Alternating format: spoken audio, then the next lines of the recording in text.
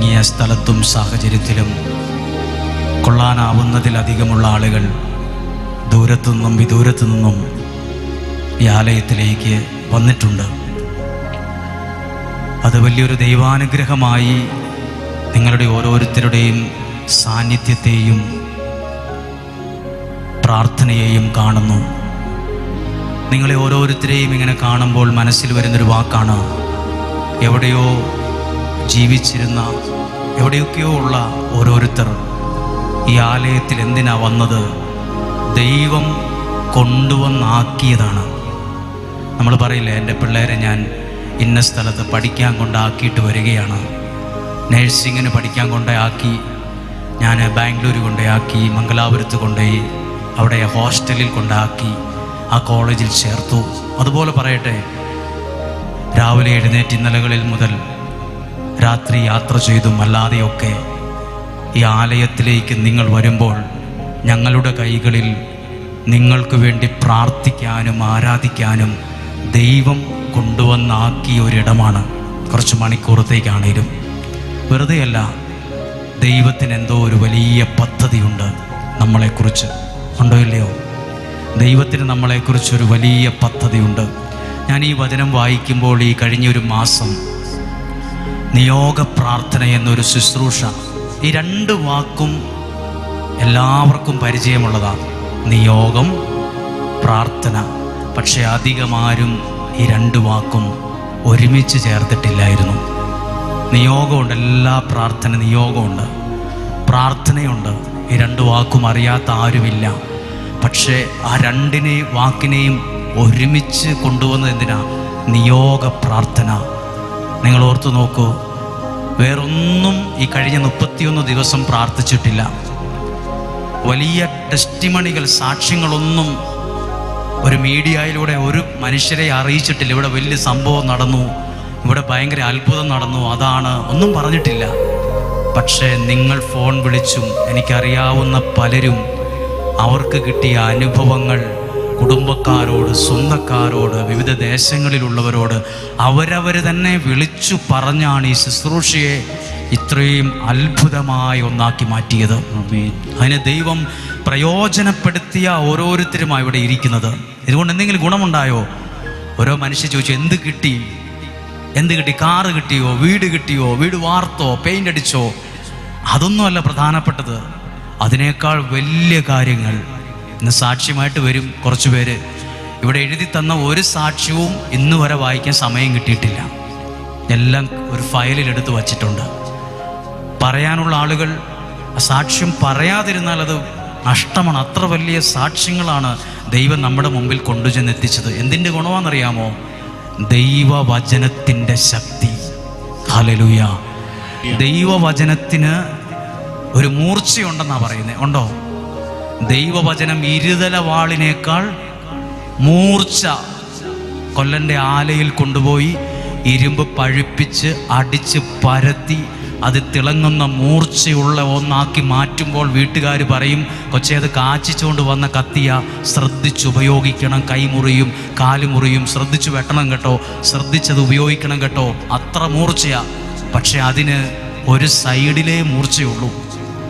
ദൈവവചനം പറയുന്നു, ഹെബ്രായ ലേഖനം, ഇരുതല വാളിനേക്കാൾ ആ മൂർച്ച. ആ വചനത്തിലാണ് ഞങ്ങൾ ഓരോ നിയോഗവും വച്ചത്. ആ മൂർച്ചയാണ് ആ പ്രാർത്ഥിച്ച വിഷയങ്ങളിൽ വെളിപ്പെട്ടത്. ആമേൻ. നമ്മൾ എന്തെങ്കിലും ആ മൂർച്ചയുള്ള കത്തി കൊണ്ട് ഒരു വിറകിനിട്ട് വെട്ടിയാൽ, ഒരു മരത്തെ വെട്ടിയാൽ അതൊരു അടയാളമാണ്, അവിടെ കിടക്കും. ഇതുപോലെ ദൈവവചനത്തോട് ചേർത്ത് രാവിലെ 5:30 എഴുന്നേറ്റ് അന്ന് കേട്ട വചനത്തോട് ചേർത്ത് ചില സാഹചര്യങ്ങളെ, നിയോഗങ്ങളെ അക്കമിട്ട് എഴുതി വീടിൻ്റെ പ്രാർത്ഥനാമുറിയിൽ വെച്ചപ്പം ദൈവവചനത്തിൻ്റെ മൂർച്ച അവിടെ വെളിപ്പെട്ടു. ഒരാൾ പറഞ്ഞു, കുടുംബജീവിതം തകർന്നതായിരുന്നു എൻ്റേത്, തകർന്നതായിരുന്നു. ഇനി ഒരിക്കലും ഒരുമിച്ച് മുന്നോട്ട് പോവുക എന്നുള്ളത് എൻ്റെ മനസ്സിൻ്റെ ഒരു കോണിൽ പോലും ഇല്ല, ഒരു കോണിൽ പോലും എനിക്ക് ആ മനുഷ്യനില്ല. പക്ഷെ ഞാൻ ഈ നിയോഗ പ്രാർത്ഥനയിൽ പങ്കെടുത്തപ്പോൾ തകർന്നുവെന്ന് പറഞ്ഞ, മുങ്ങിപ്പോയി, താന്നുപോയി എന്ന് പറഞ്ഞ സ്ഥാനത്ത് ഞങ്ങൾ നല്ലൊരു കുടുംബജീവിതം തരാൻ കാരണമായത് ദൈവവചനത്തിൻ്റെ മൂർച്ചയാണ്. ദൈവവചനത്തിൻ്റെ മൂർച്ച. എന്താണ് നിയോഗ പ്രാർത്ഥന? നമ്മൾ നമ്മുടെ പ്രാർത്ഥനയെ ആ ദൈവവചനത്തോട് ചേർത്ത് വയ്ക്കുകയാണ്. ചിലപ്പോൾ മദ്യപാനിയായ ഒരാളായിരിക്കാം. എൻ്റെ അടുത്ത് പ്രാർത്ഥിച്ച ഒരാൾ പറഞ്ഞ കാര്യം എനിക്ക് പറയാതിരിക്കാൻ പറ്റില്ല. വലിയ സാമ്പത്തിക പ്രതിസന്ധി ഉണ്ടായപ്പോൾ അയാൾ കഴിഞ്ഞ എൻ്റെ മുമ്പിലത്തെ മാസത്തിൽ വിഷമെടുത്ത് കുടിച്ചു. പക്ഷെ മരിച്ചില്ല. മെഡിക്കൽ കോളേജിൽ കൊണ്ടുപോയി. ആന്തരിക അവയവങ്ങൾ മുഴുവൻ കേടുപറ്റിപ്പോയി. കരൾ പോയി, കിഡ്നി പോയി. വിഷം കഴിച്ചു. അപ്പോൾ ബോധമില്ലാതെ ആശുപത്രി കിടക്കുമ്പോൾ ഭാര്യയോട് പറഞ്ഞു, കരൾ എന്തായാലും പോയി, കരൾ മാറ്റിവെക്കണം. കിഡ്നിയുടെ പ്രവർത്തനം ഡയാലിസ് ചെയ്തുകൊണ്ടിരിക്കുകയാണ്. പ്രായം ചെറുതായതുകൊണ്ട് ചിലപ്പോൾ ഒരു സാധ്യത മാത്രമാണ്. നിങ്ങൾ പ്രാർത്ഥിക്കണം. ഇതൊരു അക്രൈസ്തവ കുടുംബമാണ്. അവർ അന്ന് അവിടെ ആശുപത്രിയിലിരുന്ന് ആ ഒരു വലിയ വിഷമത്തിലാണ് ഈ നിയോഗ പ്രാർത്ഥനയെക്കുറിച്ച് അറിഞ്ഞത്. 31 ദിവസം നിയോഗ പ്രാർത്ഥന കഴിഞ്ഞിട്ട് ചെക്കപ്പിനായിട്ട് ചെല്ലുമ്പോൾ അവർ കേട്ട കാര്യം, കരളും മാറ്റിവെക്കണ്ട, കിഡ്നിയും മാറ്റിവെക്കണ്ട, അതെല്ലാം നോർമൽ സ്ഥിതിയിലായി. കരള് കൊടുക്കാൻ വേണ്ടി അതിനാളെ വരെ സെറ്റ് ചെയ്ത്, ബ്ലഡ് ഗ്രൂപ്പ് സെറ്റ് ചെയ്ത് എല്ലാം പറഞ്ഞു വെച്ചിരിക്കുകയാണ്. ഇത് കഴിഞ്ഞ ഉടനെ കരള് മാറ്റി ശസ്ത്രക്രിയ ചെയ്യണം. വിഷമെടുത്ത് കുടിച്ചതാണ്. ആന്തരിക അവയവങ്ങൾക്ക് കേടുപറ്റിപ്പോയി, കരള് കേടായിപ്പോയി, കിഡ്നി ഡയാലിസ് ചെയ്യേണ്ട സാഹചര്യം വന്നു. ദൈവവചനം എൻ്റെ ഒരു ഗുണത്തെക്കുറിച്ചല്ല പറയുന്നത്. ഈ പുസ്തകത്തിൽ എഴുതിയ ഓരോ വാക്കിനും അത്രയും മൂർച്ചയുണ്ട്. ഈ പുസ്തകത്തിലെ ഓരോ വാക്കിനും അത്രയും മൂർച്ചയുണ്ടെന്ന് ലോകത്തെ ദൈവം കാണിച്ച ശുശ്രൂഷയാണ് നിയോഗ പ്രാർത്ഥന. ഹല്ലേലൂയ. നിങ്ങൾ ശ്രദ്ധിച്ചിട്ടുണ്ടോ? ഏറ്റവും എത്രയോ ആളുകളാണ്, നിങ്ങൾ ശ്രദ്ധിച്ചാൽ അറിയാം, 31-ാമത്തെ ദിവസം നിയോഗ പ്രാർത്ഥനയിൽ 2,30,000-ഓളം പേരാണ് ഒരേ സമയം ഇരുന്ന് ഈ വചനം കേട്ടത്. ഒരേ സമയം. ഇതിനേക്കാൾ വലിയ രാഷ്ട്രീയക്കാരും അല്ലെങ്കിൽ സിനിമാ ഫീൽഡിലുള്ളവർ പോലും ഇതുപോലെ ലൈവിൽ ഇങ്ങനെ ആരും വന്നിട്ടില്ല എന്ന് അഭിപ്രായപ്പെട്ടു. എന്തിനു വേണ്ടിയാണ്? ദൈവവചനം കേൾക്കാൻ വേണ്ടി. അത് ആഗ്രഹത്തോടെ, കൊതിയോടെ. അവരുടെ എല്ലാം ജീവിതത്തിൽ അക്കമിട്ട നന്മകളാണ്, അനുഗ്രഹങ്ങളാണ്. ദൈവം ആ മൂർച്ച, ദൈവവചനത്തിൻ്റെ മൂർച്ച. ഇനിയും നിങ്ങൾ അങ്ങനെ പ്രാർത്ഥിക്കണം. അതുകൊണ്ട് നമ്മുടെ ശുശ്രൂഷകൾ ഇന്നു മുതൽ നിയോഗ പ്രാർത്ഥനയുടെ 1-ാം വെള്ളിയാണിത്. അടുത്ത വെള്ളിയാഴ്ച നിയോഗ പ്രാർത്ഥന 2-ാം വെള്ളിയാണ്. ഓരോ ദിവസവും ആ പ്രാർത്ഥന ഈ കാലഘട്ടത്തിൽ അനുഗ്രഹമായി മാറുന്നു. ഒരു സ്ഥലത്ത് ഒരു വീട്ടിൽ ചെന്നപ്പോൾ അവർ പറഞ്ഞു, എൻ്റെ മകനും മകളും ബൈബിൾ വായിക്കത്തില്ലായിരുന്നു, ബൈബിൾ വായിക്കുകയോ പ്രാർത്ഥിക്കുകയോ ഇല്ലായിരുന്നു. എന്തെങ്കിലും പറയുമ്പോൾ ആ മകനും മകളും പറയും, അമ്മയുടെ ഒരു പൊട്ട ദൈവം, അമ്മയുടെ ഒരു പൊട്ട വചനം, എപ്പോഴും ഇത് മാത്രമേ ഉള്ളൂ എന്നായിരുന്നു പറഞ്ഞുകൊണ്ടിരുന്നത്. ആ അമ്മയ്ക്ക് അത് കേട്ടപ്പോൾ മുതൽ അകത്ത്, ദൈവമേ, എൻ്റെ മക്കൾ ദൈവത്തെ പോലും ഇങ്ങനെ കുറ്റം പറയുന്ന, അമ്മയുടെ ഒരു പൊട്ട ദൈവം, അമ്മയുടെ പൊട്ട ബൈബിൾ, അമ്മയുടെ പൊട്ട പ്രാർത്ഥന, അമ്മയുടെ എല്ലാ കാര്യങ്ങളും ഇങ്ങനെ പ്രാർത്ഥന ആരാധനയെല്ലാം പുച്ഛിക്കുമായിരുന്നു. പ്രാർത്ഥിച്ചാൽ വിളിച്ചാൽ ഒരെണ്ണം വരില്ലായിരുന്നു. പക്ഷേ യാദൃശ്ചികമായി കണ്ടപ്പോൾ, എനിക്കറിയില്ല അവരെ, പക്ഷെ അവർ പറഞ്ഞു, എൻ്റെ ജീവിതത്തിൽ അത്ഭുതം നടന്നത് 31 ദിവസവും എൻ്റെ മക്കൾ 2 പേരും ആ പ്രാർത്ഥന, ഞാൻ പറഞ്ഞിട്ടല്ല, അവരുടെ സുഹൃത്തുക്കളിൽ ആരോ അയച്ചു തന്ന, അവരിന്നു വരെയും ഒരു വചനം കേൾക്കുന്നതോ എഴുതിയെടുക്കുന്നതോ ഞാൻ കണ്ടിട്ടില്ല. അവരുടെ ജീവിതം അങ്ങ് മാറി. അവർക്ക് വചനത്തോടൊരു ദാഹം ഉണ്ടായി. ദൈവം അവരുടെ മനസ്സിനെ, ചിന്തകളെ എല്ലാം മാറ്റി ദൈവത്തോട് ഒത്തിരി അടുപ്പിച്ചു. ഇതും ഒരു അത്ഭുതമല്ലേ? ഇതൊരു അത്ഭുതമല്ലേ? ഈ കാലഘട്ടത്തിൽ ആയിരങ്ങളെയാണ് ദൈവവചനത്തിലൂടെ ദൈവം അനുഗ്രഹിച്ചു കൊണ്ടിരിക്കുന്നത്. നമ്മുടെ പ്രാർത്ഥന മറ്റൊന്നിലും ആശ്രയിച്ചല്ല, ദൈവവചനത്തിലൂടെ. ദൈവവചനം ഇരുതലവാളിനേക്കാൾ മൂർച്ചയുള്ളതാണ്. പറഞ്ഞേ ഹല്ലേലൂയ. ഒന്നുറക്കെ പറയാമോ? ഹല്ലേലൂയ. ഇനി എല്ലാവരും ഒന്ന് ശ്രദ്ധിക്കണം. നമ്മുടെ പ്രാർത്ഥന എവിടെ എത്തും? നമ്മൾ പ്രാർത്ഥിച്ചാൽ നമ്മുടെ പ്രാർത്ഥന ദൈവം എവിടെ എത്തിക്കും? അതെവിടെ എത്തും?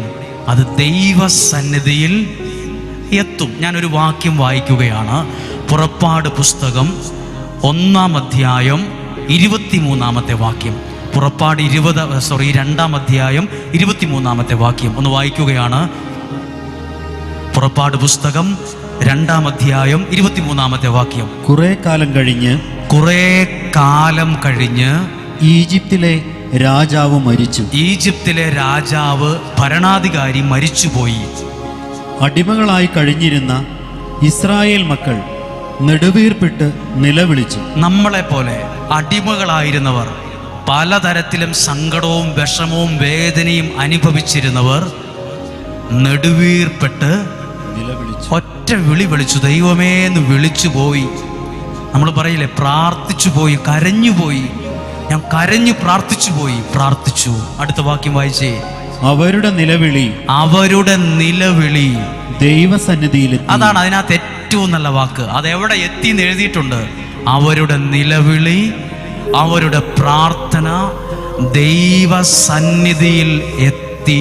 അപ്പോൾ നമ്മൾ ഇവിടെ ഈ ചൂടും സഹിച്ച് ഈ പ്രതികൂല കാലാവസ്ഥയിൽ ഇരിക്കാൻ സൗകര്യമില്ലാത്ത ഈ സ്ഥലത്ത് തിങ്ങിക്കൂടി ജനം പ്രാർത്ഥിക്കുന്ന ഈ പ്രാർത്ഥന എവിടെ എത്തും? ദൈവസന്നിധിയിൽ എത്തും. Hallelujah, hallelujah. ഇവിടെ നിന്ന് പോകുന്ന ബസ്സിന്റെ ബോർഡ് കോഴിക്കോട് നിന്നും തൃശ്ശൂരിൽ നിന്നും എറണാകുളം ഒക്കെ ആയിരിക്കും. പക്ഷെ എത്തിയാലേ പറയത്തുള്ളൂ എത്തുന്ന്. അത് നട്ടും ബോൾട്ടയിൽ ഓടുന്ന ഒരു പച്ച ഇരുമ്പാണ്. അത് ചിലപ്പോൾ കേടാകാം, ചിലപ്പോൾ ചെറിയ അപകടം പറ്റി വഴി കിടക്കാം. എത്തിയാലേ പറയത്തുള്ളൂ. എത്തും എന്നാണ് പ്രതീക്ഷ. പക്ഷെ എത്തിക്കഴിയുമ്പോഴാ 11 മണിയായപ്പോൾ എത്തി എന്ന് പറയുള്ളൂ. ഇവിടുന്ന് വലിയ ബുദ്ധിയുള്ള ശാസ്ത്രജ്ഞന്മാർ റോക്കറ്റുകൾ ഉണ്ടാക്കാറുണ്ട്. പക്ഷെ ഇവിടുന്ന് പോകുമ്പോൾ അത് എത്തുമെന്ന് ഉറപ്പ്, പ്രതീക്ഷയുണ്ട്. ചിലപ്പോൾ അത് താറുമാറാകാം, ലക്ഷ്യം തെറ്റിപ്പോകാം. ഇവിടെ നിന്ന് ഏതെങ്കിലും രാജ്യത്തേക്ക് പുറപ്പെടുന്ന വിമാനം നിങ്ങൾ വായിച്ചിട്ടില്ലേ? യന്ത്ര തകരാറ് മൂലം അത് മറ്റൊരു എയർപോർട്ടിൽ അടിയന്തരമായി ഇറക്കി. ലക്ഷ്യസ്ഥാനത്തെത്തിയില്ല, അവർ മറ്റൊരു ഫ്ലൈറ്റിൽ അവർ ആ സ്ഥലത്തേക്ക് പോയി. വായിച്ചിട്ടുണ്ട്.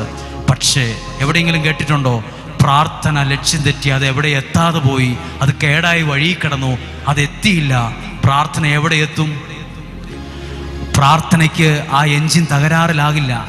വലിയ ബുദ്ധിയുള്ളവരുണ്ടാക്കിയ ഉപകരണങ്ങളും മിസൈലുകളും ഉപകരണങ്ങളും തകരാറ് വന്നിട്ടുണ്ട്, ട്രെയിൻ തകരാറ് വന്നിട്ടുണ്ട്, പാളത്തിൽ കംപ്ലൈൻറ്റ് വന്നിട്ടുണ്ട്. പക്ഷെ ഇവിടെ ഇരുന്ന് ദൈവവചനത്തോട് ചേർത്ത് വെച്ച് നിലവിളിക്കുന്ന പ്രാർത്ഥന അതെവിടെ എത്തും? ദൈവസന്നിധിയിലെത്തും. ദൈവസന്നിധിയിലെത്തും. നിങ്ങൾക്ക് വേണ്ടി വ്യക്തിപരമായി പ്രാർത്ഥിക്കാൻ അവസരം കിട്ടിക്കാണില്ല. നിങ്ങൾക്കൊരു കൗൺസിലിംഗ് തിരക്കിനിടയിൽ കിട്ടിക്കാണില്ല. നിങ്ങൾക്ക് എന്നെ കാണാൻ ആഗ്രഹിച്ചു വന്നിട്ടുണ്ടാകാം, കാണാൻ ഒത്തു കാണത്തില്ല. മനസ്സിൽ വിഷമവും വേദനയും പരാതിയും ദുഃഖവും കാണും. പക്ഷെ ഇവിടെ ഇരുന്ന് പ്രാർത്ഥിക്കുമ്പോൾ ഒരു കാര്യം ഓർത്തേ, ഇവിടെയുള്ള ഒരു മനുഷ്യരും കണ്ടാൽ ചിലപ്പോൾ പരിഹാരമാകണമെന്നില്ല. പക്ഷെ പ്രാർത്ഥിക്കുന്ന പ്രാർത്ഥന ദൈവസന്നിധിയിൽ എത്തും. ആമേൻ. വിശ്വാസമുള്ളവർ പറഞ്ഞേ ഹല്ലേലൂയ. ചേർന്ന് പറഞ്ഞേ ഹല്ലേലൂയ. വിശ്വാസത്തോടെ പ്രാർത്ഥിച്ചപ്പോൾ അവരുടെ നിലവിളി, അവരുടെ പ്രാർത്ഥന ദൈവസന്നിധിയിൽ എത്തി. Hallelujah, hallelujah. എല്ലാ അനുഗ്രഹത്തിനും ഒരു കാരണമുണ്ട്, ഉണ്ടോ ഇല്ലയോ? ഒരു വാഴ ദേ കിടക്കുന്നു, പഴുത്ത്, അതിൻ്റെ ഒരു ജീവനില്ലാതെ, കുറച്ച് പച്ചപ്പൊക്കെയുണ്ട്, കുറച്ച് പഴുത്ത് വാടി നിൽക്കുന്നു. കാരണമുണ്ട്. അതിന് വളവും കൊടുത്തിട്ടില്ല, വെള്ളവും കൊടുത്തിട്ടില്ല, അതാരും പരിപാലിച്ചിട്ടില്ല. അത് ചുമ്മാ അങ്ങനെ നിന്നോണ്ടാ അതിൻ്റെ കൈയൊക്കെ പഴുത്ത് ഇപ്പോൾ ആകെ വാടി നിൽക്കുന്നേ. ഒരു കർഷകൻ വന്നപ്പോൾ അതിൻ്റെ പഴുത്തതെല്ലാം മുറിച്ചു കളഞ്ഞ് ചോട്ടിലൊരല്പം മണ്ണൊക്കെ മാറ്റി ഇച്ചിരി വളവും കൊടുത്ത് നന്നായിട്ട് തണുപ്പൊക്കെ വെച്ച് നന്നായിട്ട് നനച്ച് 1 മാസം കഴിഞ്ഞപ്പം നല്ലൊരു കൂമ്പ് വരുന്നു, നല്ലൊരു പ്രതീക്ഷ, നല്ലൊരു കൊല മിക്കവാറും ഇതേ കിട്ടും. അങ്ങനെ നല്ലതായി വരാനും എന്തുണ്ട്? പുറകിലൊരു കാരണമുണ്ട്. നേരത്തെ അങ്ങനെ കിടക്കാനും ഒരു കാരണമുണ്ട്. ഇവിടെ ഇരിക്കുന്ന നിങ്ങൾ അനുഗ്രഹിക്കപ്പെടണമെങ്കിൽ അതിൻ്റെ പുറകിൽ അധ്വാനിക്കുന്ന ഒരു കരം വേണം, പ്രാർത്ഥിക്കാൻ ഒരു കരം വേണം. നിങ്ങൾക്ക് പ്രതീക്ഷയുടെ ഒരു കൂമ്പ് നിങ്ങളിൽ വരാൻ പ്രതീക്ഷയുടെ ഒരു കാരണം വേണം. നിങ്ങൾക്ക് വേണ്ടി അധ്വാനിക്കുന്ന ദൈവകരം നിങ്ങളുടെ ചുവടുകളച്ച് ജീവിതത്തെ ഒന്ന് ക്രമീകരിക്കുമ്പോൾ പഴുത്തുണങ്ങി വാടി നിന്ന വാഴയിൽ പോലും വെള്ളമൊഴിച്ചപ്പോൾ മാറ്റമുണ്ടായെങ്കിൽ നമ്മുടെ പ്രാർത്ഥനയും ആരാധനയും നിയോഗ പ്രാർത്ഥനയെല്ലാം ജീവിതത്തിൻ്റെ ചേർന്ന് വരുമ്പോൾ ജീവിതത്തിലും പ്രതീക്ഷയുടെ കൂമ്പുണ്ടാകാൻ തുടങ്ങും. പ്രതീക്ഷയുടെ ഒരു വളർച്ച വരും. ഇന്നലത്തേതുപോലെ ആയിരിക്കില്ല. 1 മാസം കഴിഞ്ഞ് ദൈവത്തിൻ്റെ ഇടപെടലാണ് അതിൻ്റെ പിന്നിലെ കാരണം. അനുഗ്രഹമാണോ നിങ്ങൾ ആഗ്രഹിക്കുന്നത്? ശാപമാണോ ആഗ്രഹിക്കുന്നത്? അതിനും കാരണം വേറെയാണ്. ശാപത്തിന് കാരണം വേറെയാണ്, അനുഗ്രഹത്തിന് കാരണം വേറെയാണ്. അനുഗ്രഹത്തിന് കാരണമായ ഒന്നിൻ്റെ മുമ്പിലാണ് ഇപ്പോൾ ഞാൻ നിങ്ങളുള്ളത്. അനുഗ്രഹത്തിന് കാരണമാകുന്ന ഒന്നിന്റെ പുറകിലാണ് ഞാനും നിങ്ങളും ഉള്ളത്. ഒന്ന് പറഞ്ഞേ ഹല്ലേലൂയ. ഹല്ലേലൂയ. ഒന്നുറക്കെ പറഞ്ഞേ ഹല്ലേലൂയ. ഹല്ലേലൂയ. കരങ്ങൾ താഴ്ത്താം. സങ്കീർത്തനം 23-ാം അധ്യായം 1-ാമത്തെ വാക്യം ഒന്ന് വായിക്കുകയാണ്. സങ്കീർത്തനം 23-ാം അധ്യായം 1-ാമത്തെ വാക്യം. കർത്താവാണ് എൻ്റെ ഇടയൻ, എനിക്കൊന്നിനും ഈ കുറവുണ്ടാവുകയില്ല. വാക്കുകൾ ഇതിനു മുമ്പ് ശ്രദ്ധിച്ചിട്ടുണ്ട്. എന്താണ് ആ വാക്ക്? കർത്താവാണ്, ദൈവമാണ് എൻ്റെ ഇടയൻ, അതുകൊണ്ട് എനിക്കൊന്നിനും കുറവുണ്ടാവുകയില്ല. അടുത്ത വാക്യം ഒന്ന് വായിച്ചേ, 2-ാമത്തെ വാക്യം. പച്ചയായ പുൽത്തകിടിയിൽ, പച്ചപ്പുള്ള പുല്ലിൽ അവിടുന്ന് എനിക്ക് വിശ്രമമരുളുന്നു. അവിടുന്ന് എനിക്ക് വിശ്രമം തരും. അടുത്തതോ? പ്രശാന്തമായ ജലാശയത്തിലേക്ക് അവിടുന്ന് എന്നെ നയിക്കുന്നു. ഇതേതുമായുള്ള ബന്ധത്തിലാണ് എഴുതിയിരിക്കുന്ന അറിയുമോ? ആടുകളെ മേയിച്ചു നടക്കുന്ന ഇടയനുമായി ബന്ധപ്പെട്ടാണ് എഴുതിയിരിക്കുന്നത്. 2-3 വാക്ക് കേട്ടോ. പച്ചപ്പുല്ല്, പിന്നെയോ പ്രശാന്തമായ ജലാശയം. നിങ്ങൾ ശ്രദ്ധിച്ചിട്ടുണ്ടെങ്കിൽ, നിങ്ങൾ ആരെങ്കിലുമൊക്കെ പറഞ്ഞു കേട്ടെങ്കിൽ ഒരു അറിവ് കാണും. എനിക്കും ആ അറിവേ ഉള്ളൂ. പ്രശാന്തമായ ജലാശയത്തിലാണ് കാട്ടുമൃഗങ്ങൾ എന്തിനു വരുന്നത്? വെള്ളം കുടിക്കാൻ വരുന്നത്. അതേ പ്ലാറ്റ്ഫോമിൽ അതിൻ്റെ സൈഡുകളിലായിരിക്കും ചെന്നായിയും മറ്റ് ക്രൂര മൃഗങ്ങളും ഒളിച്ചിരിക്കുന്നത്. അവരങ്ങനെ ഇരിക്കുന്നത്. ഇതുങ്ങൾ ഈ വെള്ളം കുടിച്ചുകൊണ്ടിരിക്കുമ്പോൾ കാട്ടുമൃഗങ്ങൾ എപ്പോഴും ശ്രദ്ധിച്ചിട്ടുണ്ട്, അതിൻ്റെ ചെവി എപ്പോഴും എല്ലാ വശത്തേക്കും അനക്കിക്കൊണ്ടിരിക്കും. അത് വെള്ളം കുടിക്കുവാണേലും വെള്ളത്തിൽ നോക്കും, കരയിലും നോക്കും. അതായത് സെക്കൻഡുകൾക്കുള്ളിൽ അതിങ്ങനെ എപ്പോഴും ആക്റ്റീവായിരിക്കും അതിൻ്റെ ചിന്തകൾ പോലും. എന്തിനാ അങ്ങനെ ആക്റ്റീവാകുന്നത്? ചെവി കിട്ടി ഇങ്ങനെ വട്ടം പിടിക്കുന്നത് എന്തിനാ? ഏതു സമയത്തും ഒരു ചെന്നായ ചാടി വീഴാം. അപ്പോൾ ഇങ്ങനെ എഴുതിയിരിക്കുന്നത് എങ്ങനെയാ? പച്ചയായ പുൽത്തകിടിൽ, പ്രശാന്തമായ സ്ഥലത്ത് നിനക്ക് വിശ്രമം തരുമെന്ന് പറയാൻ കാരണം എന്താ? ശ്രദ്ധിച്ചോ, വെള്ളം കുടിക്കാനായി വരുന്ന ഈ മൃഗങ്ങളെ വേട്ടയാടി പിടിക്കണമെന്ന് ആഗ്രഹിച്ച് പല മൃഗങ്ങളും പല സൈഡേ കൂടെ നിൽപ്പുണ്ട്, ഒളിച്ചും പാത്തും ഒക്കെ. പക്ഷെ ഈ വെള്ളം കുടിക്കുന്ന മൃഗങ്ങൾക്ക് കാവലായിട്ടൊരു മനുഷ്യൻ അപ്പുറത്തിരിപ്പുണ്ട്, ഒരു വടിയും പിടിച്ച്. ആ ആളുടെ പേരാണെന്ത്? ഇടയൻ. ആടുകൾ വെള്ളം കുടിക്കുമ്പോൾ ഇങ്ങനെ ശ്രദ്ധിച്ചു നിൽക്കും, 4 വശത്തേക്ക് നോക്കി. അങ്ങനെ ഒരു ഇടയനുള്ളപ്പം ഈ മൃഗങ്ങൾക്ക് പേടി വേണ്ട. ശത്രുക്കൾക്ക് വലിയ ആഗ്രഹമാണ് ഒന്ന് ചാടി വീഴണം, വിശപ്പടക്കണം, തിന്നണം എന്നൊക്കെ വലിയ ആഗ്രഹമാണ്. പക്ഷെ ഇവിടെ ഇടയൻ നിൽക്കുന്നത് കൊണ്ട് വരാൻ പോലും തൊടാൻ പോലും സാധിക്കുന്നില്ല. ഇതാരുമായി ബന്ധത്തില? ആടും മൃഗവും തമ്മിലുള്ള ബന്ധത്തിൽ മാത്രമല്ല, ഞാനും ദൈവവും, എൻ്റെ കുടുംബവും എൻ്റെ ദൈവവും തമ്മിലുള്ള ബന്ധത്തിലാണ്. പല പ്രശ്നത്തിൻ്റെയും ഒത്ത നടുക്കാണ് ഇന്ന് ജീവിക്കുന്നത്. പല പ്രതിസന്ധികളുടെയും ഒത്ത നടുക്ക് നിന്നാണ് നമ്മൾ ജീവിക്കുന്നത്. എപ്പോഴും ടെൻഷൻ കൊണ്ടും പേടി കൊണ്ടും വെപ്രാളം കൊണ്ടും നിരാശയും വിഷമവും സങ്കടവും കരച്ചിലും ദേഷ്യവും ഒക്കെ നമുക്ക് വരും. ചിലപ്പോൾ നമ്മൾ പൊട്ടിത്തെറിക്കും. ചില തെറിവാക്കുകൾ പോലും ദേഷ്യത്തിൽ പറഞ്ഞു പോകും, കരഞ്ഞു പോകും, ദേഷ്യപ്പെട്ടു പോകും, പാത്രം എറിഞ്ഞ് പൊട്ടിക്കും ചിലര് ദേഷ്യം കൊണ്ട്, വിഷമം കൊണ്ട്. പക്ഷേ നീ പേടിക്കണ്ട, ഒന്നും നിന്റെ മേൽ വരില്ല. കാരണം നിന്റെ ജീവിതത്തിൻ്റെ അടുത്ത് ഞാൻ ആശ്രയിക്കുന്ന ദൈവം ഒരിടയന്റെ രൂപത്തിൽ വന്ന് നിപ്പുണ്ട്. ശത്രു അതാ പറഞ്ഞത്, പ്രശാന്തമായ ജലാശയത്തിലേക്ക് നിന്നെ അവിടുന്ന് നയിക്കും. എങ്ങോട്ടേലും അല്ല, പച്ചയുള്ള പുല്ലിലേക്ക്, പച്ചപ്പുള്ള പുൽത്തകിടിയിലേക്കും പ്രശാന്തമായ ജലാശയം. എന്താ ഈ പച്ചപ്പുള്ള പുല്ല്? എന്താ ഈ ഒരു നീർത്തടം? അതെൻ്റെ ജീവിതവുമായിട്ട് ചിന്തിച്ച് ഒത്തിരി പേര് ചിന്തിക്കുന്നു, ഞാനിന്ന് ഒത്തിരി പ്രശ്നത്തിലാണ്, ദൈവമേ എനിക്കൊരു നല്ല സാഹചര്യം ഉണ്ടായിരുന്നെങ്കിൽ, എനിക്ക് നല്ലൊരു ജോലി ഉണ്ടായിരുന്നെങ്കിൽ, എൻ്റെ കുഞ്ഞുങ്ങൾക്ക് പഠിച്ചൊരു നല്ല ഭാവി ഒരുക്കി തന്നിരുന്നെങ്കിൽ, എൻ്റെ കാര്യങ്ങളൊന്നും ഭംഗിയായിരുന്നെങ്കിൽ. ആര് നയിക്കും? അവിടുന്ന് നിന്നെ പ്രശാന്തമായ ജലാശയത്തിലേക്കും പച്ചപ്പുള്ള പുൽത്തകിടിയിലേക്കും നിന്റെ ദൈവം നിന്നെ നയിക്കും. പലർക്കും പല രീതിയിലും നിന്റെ മേലും എൻ്റെ മേലും എൻ്റെ കുടുംബത്തിൻ്റെ മേലും ചാടി വീഴണം, പരിക്കേൽപ്പിക്കണമെന്ന ആഗ്രഹമുണ്ട്. പക്ഷെ ഒരു ഇടയൻ നിൽക്കുന്നത് കൊണ്ട് ഒരു ശത്രുവിനും തൊടാൻ കഴിയുന്നില്ല. അതാ സങ്കീർത്തകൻ പറഞ്ഞത്, ഈ ദൈവമാണ് എൻ്റെ ഇടയൻ. ചെന്നായി ഉണ്ടാകട്ടെ, കാട്ടുമൃഗങ്ങൾ ഉണ്ടായിക്കൊള്ളട്ടെ, പെട്ടെന്ന് പിടിച്ചു തിന്നുന്ന ശക്തരായ മൃഗങ്ങൾ ഉണ്ടായിക്കൊള്ളട്ടെ, എനിക്കൊരു ഇടയനുള്ളത് കൊണ്ട് എൻ്റെ ദൈവം എനിക്കൊരു കുറവും വരുത്തുകയില്ല. ഒരു കരം ഉയർത്തി ഉറക്കിയെന്ന് പറഞ്ഞേ ഹല്ലേലൂയ. ഒന്ന് ചേർന്ന് പറഞ്ഞേ ഹല്ലേലൂയ, ഹല്ലേലൂയ. സത്യമല്ലേ? ചിന്തിച്ചു നോക്കി, ജീവിതത്തോട് ചേർത്ത് വെച്ച് നോക്കിയേ. നമ്മളും എത്രയോ പ്രതികൂല കടക്കാരെ പേടിക്കണം, പ്രതിസന്ധികളെ പേടിക്കണം, വെല്ലുവിളികളുണ്ട്. നമ്മളെക്കുറിച്ച് നമ്മളെ പല കേസിൽ കൊണ്ട് കൊടുക്കാൻ ശ്രമിക്കുന്നവരുണ്ട്. നമ്മൾ പലതരത്തിലുള്ള പല പ്രശ്നങ്ങളുടെ ഒത്ത നടുക്കുക. പക്ഷെ ദൈവം എങ്ങോട്ടാണ് നയിക്കുന്നത്? സിംഹവും കരടിയും ചെന്നായ്ക്കലും ഉണ്ടേലും ദൈവം കുഴിയിലോട്ടാണോ പടുകുഴിയിലേക്കാണോ നയിക്കുന്നത്? പച്ചപ്പുള്ള പുൽത്തകടിയിലേക്കും നല്ല വെള്ളമുള്ള നല്ല പ്രശാന്തമായ മുതലയുള്ള ജലാശയത്തിലേക്കല്ല, പ്രശാന്തമായ ജലാശയത്തിലേക്ക് എന്നെയും നിങ്ങളെയും ദൈവം നയിക്കും. എല്ലാവരും ഒന്ന് പറഞ്ഞേ, എന്നെ എൻ്റെ കുടുംബത്തെ നയിക്കുന്ന ദൈവമുണ്ട്. വിശ്വാസത്തിൽ അതൊന്ന് പറഞ്ഞ വാക്ക് മനസ്സിൽ. ഞാനിപ്പോൾ പ്രശ്നത്തിലും പ്രതിസന്ധിയിലൊക്കെയാണ്, പക്ഷേ പ്രശാന്തമായൊരു സ്ഥലത്തേക്ക്, നല്ലൊരു സ്ഥലത്തേക്ക് എന്നെ സുരക്ഷിതമായി നയിക്കുന്നൊരു ദൈവം എനിക്കുണ്ട്. Hallelujah, hallelujah. സത്യമാണ്. അതാണ് ഈ നിയോഗ പ്രാർത്ഥനയിൽ ഞാൻ കണ്ട ഒരു അത്ഭുതം. അവർ വചനത്തോട് ജീവിതം വെച്ച് പ്രാർത്ഥിച്ചപ്പം ദൈവത്തിൻ്റെ ഇടപെടലുണ്ടായി. ഒരു വചനം എടുക്കുകയാണ്. എഫെസൂസുകാർക്ക് എഴുതിയ ലേഖനം 6-ാം അധ്യായം 16-ാമത്തെ വാക്യം. എഫെസൂസുകാർക്ക് എഴുതിയ ലേഖനം 6-ാം അധ്യായം 16-ാമത്തെ വാക്യം. 6-ാം അധ്യായം 16-ാമത്തെ വാക്യം. സർവോപരി ദുഷ്ടന്റെ 15-ാമത്തെ വാക്യം ഒന്ന് വായിച്ചേ. 14-ാമത്തെ വാക്യം വായിച്ചേ. 6-ാം അധ്യായം 14-ാമത്തെ വാക്യം. അതിനാൽ സത്യം കൊണ്ട് അരമുറുക്കി.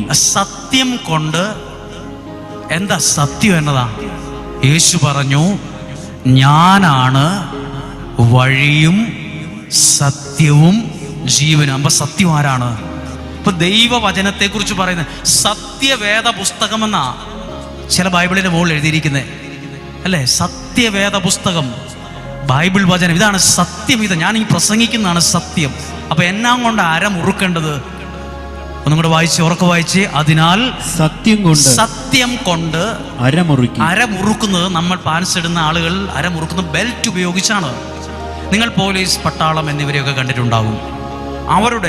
അവർക്കൊണ്ടൊരു നല്ല ബെൽറ്റ്, റാങ്ക് അനുസരിച്ച് അവരുടെ ബെൽറ്റിൻ്റെ ഇത് മാറും. ആ ബെൽറ്റിലാണ് തോക്ക് ഘടിപ്പിച്ചു വെച്ചിരിക്കുന്നത്. ആ ബെൽറ്റിലാണ്, ആ ബെൽറ്റിൽ ഒരു ഉറയുണ്ട്. അതിലാണ് അവരുടെ ആ തോക്ക്, അവരുടെ അധികാരത്തിൻ്റെ ചില അടയാളങ്ങളൊക്കെ ബെൽറ്റിലാണ് ഉള്ളത്. ബെൽറ്റിലാണ് ഘടിപ്പിച്ചിരിക്കുന്നത്. ആ ബെൽറ്റ് ലൂസാണല്ലോ, ഈ തോക്ക് താഴെ വീഴും. ആ ബെൽറ്റ് പൊട്ടിപ്പോയാലോ? അപ്പം ഇത് പൊട്ടിപ്പോകാനും പാടില്ല, ലൂസാകാനും പാടില്ല. ഏത് ബെൽറ്റ്? ഒരാളുടെ ജീവിതത്തെ മുറുക്കണം. എങ്ങനെ മുറുക്കണം? സത്യം കൊണ്ട് ജീവിതം അരമുറുക്കണം. Hallelujah, hallelujah. അതാ ഈ സത്യമാകുന്ന വചനത്തിലാണ് എല്ലാം കൊളുത്തി വച്ചിരിക്കുന്നത്. പോലീസുകാരുടെ ബെൽറ്റിന്റെ ആ ഭാഗത്താണ് തോക്ക്, അവരുടെ റാങ്ക് കൂടുതലനുസരിച്ച് അവരുടെ കാണുന്ന തോക്ക് ഘടിപ്പിച്ചു വെച്ചിരിക്കുന്നത്. പട്ടാളക്കാരുടെ ആണെങ്കിലും അവരുടെ ആ ബെൽറ്റിലാണ് ചില പ്രത്യേകതയുണ്ട്. ഇതുപോലെ ബൈബിൾ പറയുന്നു, നിങ്ങൾ ദൈവവചനമാകുന്ന സത്യം കൊണ്ട് അരമുറുക്കണം. അതിലാണ് ദൈവം അനുഗ്രഹങ്ങളും നന്മകളും സമാധാനവും ഉയർച്ചയും കണക്ട് ചെയ്ത് വച്ചിരിക്കുന്നത്. പലരുടെ ഈ ബെൽറ്റ് ലൂസാണ്. പലരും ഈ ബെൽറ്റ് പണ്ടേ പൊട്ടിപ്പോയി. ഒരു പുസ്തകം കണക്കെ അവിടെ ഇരിപ്പുണ്ട്. ഇന്ന് ഈ വചനം കേൾക്ക്. എന്തിനാ നിയോഗ പ്രാർത്ഥന ഇത്ര കാര്യമായി പരിശുദ്ധാത്മാവ് എടുത്തത്? സത്യം കൊണ്ട് അരമുറുക്കാൻ, വചനം കൊണ്ട് അരമുറുക്കാൻ, വചനം കൊണ്ട് ജീവിതത്തെ മുറുക്കാൻ ദൈവം പരിശുദ്ധാത്മാവിലൂടെ ഒരുക്കി ഒരു ശുശ്രൂഷയാണിത്. ജീവിതം നിയോഗം ചേർത്ത് വെച്ചത് നിങ്ങൾ കേട്ട വചനത്തോടാണ്. ബൈബിൾ പറയുന്നു, വചനം കൊണ്ട്, സത്യം കൊണ്ട് അരമുറുക്കണം. അടുത്തതോ, നീതിയുടെ കവചം ധരിച്ച്. നീതിയുടെ കവചം. എന്താ നീതി എന്ന് പറഞ്ഞാൽ? നീതി എന്താ? നീതിയുടെ കവചം. കവചം എവിടെയാ വെക്കുക? സാധാരണ കവചം ഈ ചങ്ക്, ഈ ഭാഗത്തോട്ടാ കവചം കണക്ട് ചെയ്ത് വെക്കുന്ന കവചം. എന്നിട്ടും പരിചയം ഇങ്ങനെ പിടിക്കും. ഈ വാക്കെല്ലാം ഇതിനകത്തുണ്ട്. കവചം പണ്ടുകാലത്തെ ചില ഫിലിമുകൾ കണ്ടാൽ അറിയാം. അവരുടെ യുദ്ധത്തിന് പോകുമ്പോൾ അവരുടെ പരിക്ക് പറ്റാതിരിക്കാൻ അവരൊരു കവചമുണ്ട്. ഇടുന്ന ബനിയം പോലെ ഒരു കവറിങ് പുറത്ത്. ഒരാൾ ഒരു അസ്ത്രം എറിഞ്ഞാലും ഈ കവചത്തേലേ കൊള്ളുള്ളൂ. ഈ കുന്തം അവിടെ കുത്തി താഴോട്ട് വീഴും. അസ്ത്രം എറിയുന്നത് ഒരാളോട് എവിടെ കൊള്ളാനാ? ഈ ഭാഗത്ത് കൊള്ളാനാ, ചങ്കത്താ എറിഞ്ഞ് പിടിപ്പിക്കുന്നത്. ചങ്കിനിട്ട് കൊള്ളാനാ എറിയുന്നത്. പക്ഷെ ദൈവം പറഞ്ഞൊരു വാക്ക്, നീ നീതിയുടെ കവചം ധരിക്കണം. എന്താ നീതിയുടെ കവചം? വേറൊരുത്തൻ്റെ കുതികാല് വെട്ടരുത്. അപ്പോൾ കുതികാല് വെട്ടിയാൽ നിനക്ക് നീതിയുടെ കവചം ഇല്ല. വേറൊരുത്തനെ ഇല്ലാവചനം പറഞ്ഞ് അവൻ്റെ കുടുംബത്തെയും അവൻ്റെ ശുശ്രൂഷയും തകർക്കരുത്. അവന് നീതിയുടെ വസ്ത്രം ഇല്ല. ഇന്ന് എന്താണെന്നറിയോ? എറിഞ്ഞ കമ്പെല്ലാം അവൻ്റെ നെഞ്ചത്ത് കൊണ്ടുവന്നെന്നറിയാമോ? എറിഞ്ഞ കമ്പെല്ലാം അവൻ്റെ കുടുംബത്തിൽ കയറി തന്നെന്നറിയാമോ? നീതിയുടെ വസ്ത്രം ഇല്ല. എന്നാ നീതിയുടെ വസ്ത്രം? എനിക്ക് എവിടെയും നിൽക്കാം. ഞാൻ ഒരാളെക്കുറിച്ചും ഒരാളുടെ തകർച്ചയ്ക്ക് കാരണമാകുന്നൊന്നും ഞാൻ ചെയ്തു കൂട്ടിയിട്ടില്ല. അതാണ് എൻ്റെ നീതിയുടെ വസ്ത്രം. എത്ര പേർക്കുണ്ട് നീതിയുടെ വസ്ത്രം? കരങ്ങൾ പൊക്കരുത്, കരം ഉയർത്തരുത്. പലർക്കും നീതിയുടെ വസ്ത്രമില്ല. പലരും ഒരു ഉപദ്രവവുമില്ലാത്ത ഒത്തിരി കല്യാണങ്ങൾ മുടക്കിക്കളഞ്ഞു, ഒരുപാട് സ്ഥലക്കച്ചവടം മുടക്കിക്കളഞ്ഞു. നിങ്ങളുടെ ഒരു കാര്യം മറ്റൊരാൾക്ക് ദ്രോഹം ചെയ്യുമ്പോൾ നിങ്ങൾ കീറിക്കളഞ്ഞത് നിങ്ങളുടെ ശരീരത്തുണ്ടായിരുന്ന നീതിയുടെ വസ്ത്രം കീറിക്കളഞ്ഞു. വെറുതെയല്ല അതിലെ പോയ അമ്പെല്ലാം തീ അമ്പുകൾ വന്ന് കയറിയത്, തീ അമ്പുകൾ വന്ന് തുളച്ച് കയറിയത്, ഇത് ജീവൻ അപകടത്തിലായത്. എന്തിയെ നീതിയുടെ വസ്ത്രം? എന്തിയെ നീതിയുടെ വസ്ത്രം? എൻ്റെ കയ്യിൽ ഒരു നീതിയുടെ വസ്ത്രമുണ്ട്. ഞാൻ ഒരാളുടെയും ജീവിതത്തെ തകർത്തിട്ടില്ല. അവനെക്കുറിച്ച് ഞാൻ ഫോൺ വിളിച്ച് അവൻ മോശമാ, അവൻ്റെ വീട്ടിൽ കയറ്റരുത് ഞാൻ പറഞ്ഞിട്ടില്ല. അത് പറഞ്ഞിട്ടില്ലെങ്കിൽ എനിക്ക് നിൽക്കാം, ധൈര്യത്തോടെ നിൽക്കാം, നിങ്ങളുടെ മുമ്പിൽ നിൽക്കാം, പാട്ടുകാരൻ്റെ മുമ്പിൽ നിൽക്കാം, ശുശ്രൂഷകൻ്റെ മുമ്പിൽ നിൽക്കാം, ശുശ്രൂഷകരുടെ മുമ്പിൽ നിൽക്കാം. ഇല്ലെങ്കിലോ തല അറിയാതെ കുനിഞ്ഞു പോവും. എന്നാ വിചാരിക്കുന്നു ഞാനന്ന് അറിഞ്ഞു കാണുമോ? നീതിയുടെ വസ്ത്രമുണ്ടോ? പല ആളുകൾക്കുമില്ല. അതാ പറഞ്ഞിരിക്കുന്നത്, കടയിൽ പോയി വലിയ വസ്ത്രം മേടിച്ച് പൈസയൊന്നും കളയണ്ട. നീതിയുടെ വസ്ത്രം. വേറൊരുത്തൻ്റെ കാല് ചവിട്ടിയ, വേറൊരുത്തൻ്റെ ജീവിതം തകർത്ത, അവൻ്റെ കുടുംബം തകർത്ത സഹോദരൻ്റെ പേരുദോഷം ഉണ്ടാക്കി, അത് നീതിയുടെ വസ്ത്രം പോയി. ഇന്ന് നിങ്ങൾ ഈ ശുശ്രൂഷ കഴിഞ്ഞ് പോകുമ്പം ശുശ്രൂഷയിലൂടെ നിങ്ങളൊരു വസ്ത്രം മേടിക്കണം. ഏത് വസ്ത്രം? നീതിയുടെ വസ്ത്രം. പണം ആവശ്യമില്ല, മനസ്സു മതി. ദൈവമേ, ഞാനായിട്ട് ഇനി ഒരാളെക്കുറിച്ച് മോശം പറഞ്ഞ് ആ ശുശ്രൂഷ, എത്ര ശുശ്രൂഷകരാന്നറിയാമോ? എത്ര ശുശ്രൂഷകരാന്നറിയാമോ? വാ പൊളിച്ച് പറഞ്ഞ് പിടിപ്പിച്ചത്. അർത്ഥമറിയാതെ, കാര്യം മനസ്സിലാക്കാതെ ചാർക്കുപോയി പറഞ്ഞയാളുടെ നീതിയുടെ വസ്ത്രം കീറിപ്പോയി. ഇന്ന് തീയമ്പുകൾ തുളച്ചു കയറുന്നു, കാറുന്നു, കരയുന്നു, ബഹളം വയ്ക്കുന്നു. എന്തെന്നറിയില്ല. തീയമ്പുകൾ, ശത്രു എറിയുന്നത്, പിശാച് എറിയുന്നത്, അമ്പ് എറിയുന്നത് എൻ്റെ ചെവിയെ കൊള്ളാനല്ല, ഈ ഭാഗത്ത് കയറാനാ. എൻ്റെ ഈ ഭാഗത്ത് തുളച്ചു കയറണമെന്നാ. ശത്രു തീയമ്പെറി താഴെ എഴുതിയിട്ടുണ്ട്. ശത്രുവിൻ്റെ തീയമ്പുകളെ തകർക്കണമെങ്കിൽ നീതിയുടെ വസ്ത്രം വേണം. ആത്മശോധന ചെയ്യണം. നീതിയുടെ വസ്ത്രം ഉണ്ടോ? ഫോൺ വിളിച്ചിട്ട് എന്തൊക്കെയാ വിളിച്ചു പറഞ്ഞത്? എത്ര മെസ്സേജ്, എന്തൊക്കെ മെസ്സേജാ, മനസ്സാ വാച കർമ്മണ അറിയാത്ത കാര്യങ്ങൾ മെസ്സേജ് പറഞ്ഞ് പങ്ങ് വിട്ടു. നമ്മളോട് പല കാര്യങ്ങൾ ചോദിച്ചപ്പോൾ അറിയാത്ത എത്രയോ കാര്യങ്ങളാണ് പറഞ്ഞു വിട്ടത്. അപ്പോഴെല്ലാം കീറിയത് അവരുടെ ജീവിതമല്ല, നമ്മുടെ തന്നെ ജീവിതമാണ്. നീതിയുടെ വസ്ത്രം കീറിപ്പോയി. എഴുതിയിരിക്കുന്ന വാക്കൊന്നും കൂടെ വായിച്ച് 14-ാമത്തെ വാക്യം. സത്യം കൊണ്ട് ഒന്ന് പറഞ്ഞേ. എന്തുകൊണ്ടാ സത്യം? എന്താ സത്യം? ഈ കറുത്ത പുറഞ്ചട്ടയുള്ള പുസ്തകം, ഇത് ഓരോന്നും സത്യമാണ്. അതുകൊണ്ടാണ് ഈ പുസ്തകത്തെ ബൈബിൾ എന്ന് വിളിക്കും. യാക്കോബായ സഭക്കാർ, ഓർത്തഡോക്സ് സഭയിൽ അവരുടെ ബൈബിൾ സത്യവേദ പുസ്തകം എന്നാണ് എഴുതിയിരിക്കുന്നത്. സത്യം, ഇത് സത്യവേദ, നുണയല്ല, ഇത് സത്യമാണ്. ഇതുകൊണ്ട് വേണം ജീവിതം മുറുക്കാൻ, ശുശ്രൂഷ മുറുക്കാൻ. എന്നിട്ട് നോക്കാം തീയമ്പ് കൊള്ളുമോ നോക്കണ്ടേ. എന്നിട്ട് എന്ത്? സത്യം കൊണ്ട് അരമുറുക്കി നീതിയുടെ കവചം. നീതിയുടെ കവചം ധരിച്ചാ നിൽക്കുന്നേ. എറിഞ്ഞു നോക്ക്, കൊള്ളുമെന്നറിയാം. ചുമ്മാ എറിഞ്ഞു നോക്ക് അവസരം കിട്ടുമ്പോൾ. കൊള്ളത്തില്ല. എന്തുവാണാവോ ഇയാൾക്കിട്ട് എറിഞ്ഞിട്ട് കൊള്ളാത്തത്? എന്താണാവോ ഇത്രയും കാര്യങ്ങൾ പറഞ്ഞു പിടിച്ചിട്ടും പുള്ളിക്ക് കുലുക്കമില്ലാത്തത്? അയാളിലുണ്ടൊരു നീതിയുടെ വസ്ത്രം. നീതിയുടെ വസ്ത്രം, നീതിയുടെ വസ്ത്രം. അത് കീറിക്കളയരുത്. നീതിയുടെ വസ്ത്രം ധരിച്ച് എങ്ങനെ നിൽക്കണം? നിങ്ങൾ ഉറച്ചു നിൽക്കണം. ഉറക്കെ വായിക്കത്.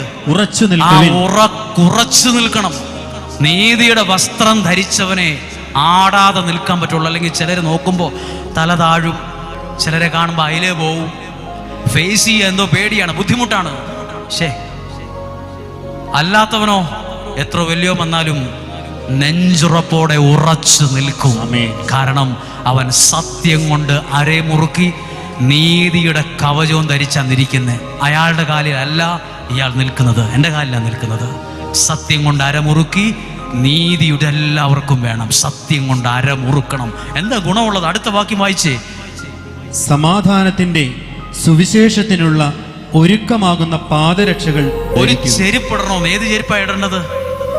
നിങ്ങൾ എങ്ങനെയാ നടക്കുന്നത്? കടയിൽ പോയി ചെരുപ്പെടുക്കുമ്പോൾ കാല് മുഴുവൻ കയറുന്നൊരു ചെരുപ്പാണോ, പകുതി ചെരുപ്പ് പുറകിലും, അല്ലെ കാല് ചെരുപ്പ് വലുതുള്ള ചെരുപ്പാണോ എടുക്കുന്നത്? അല്ല, നിങ്ങൾ എടുക്കുന്ന ചെരുപ്പ് ഇട്ട് നോക്കും. ഉപ്പൂറ്റി അടക്കം കയറുന്ന രീതിയിൽ നല്ല ചെരുപ്പാണെന്ന് കണ്ടാൽ എടുക്കും. ഫുൾ കാല് അതിനകത്ത് കയറി നിൽക്കും. അപ്പോൾ ഇതുപോലെ ദൈവവചനത്തിനകത്ത് വേണം ഒരാൾ ഫുള്ളായിട്ട് കയറി നിൽക്കാൻ. എവിടെ നിൽക്കണം? ഇങ്ങനെ നിന്നാലേ ഉറച്ചു നിൽക്കാൻ പറ്റുള്ളൂ. ഒരാൾ പിണങ്ങിപ്പോകുമ്പോൾ ഇയാൾ തകർന്നു പോകത്തില്ല. പലരും പലതും പറയും. നിങ്ങളോട് പറയട്ടെ, ഈ ആലയത്തിൽ ഒരു പാട്ടുകാരൻ പോലും പാടാൻ മടിച്ച കാലമുണ്ടായിരുന്നു. പല പാട്ടുകാരും വരാൻ മടിച്ച കാലമുണ്ടായിരുന്നു. പിന്നെന്താ ഇന്ന് ഞാൻ ഉറച്ചു നിൽക്കുന്നത്? എനിക്കറിയാം, ഞാൻ സത്യം കൊണ്ട് അരമുറുക്കി ഈ പാദരക്ഷകൾ അടിഞ്ഞാ നിൽക്കുന്നത്. ഇന്നല്ലെങ്കിൽ നാളെ ഇതിന്മേലൊരു കൂമ്പ് വരുമെന്ന്. വാടിയാ നിൽക്കുന്നതെങ്കിലും ഇതിന്മേലൊരു കൂമ്പ് കയറി വരുമെന്ന് എനിക്കിതിൻ്റെ ചോട്ടിൽ പ്രാർത്ഥിക്കുന്നവന് സെൻസ് ചെയ്യാൻ പറ്റും.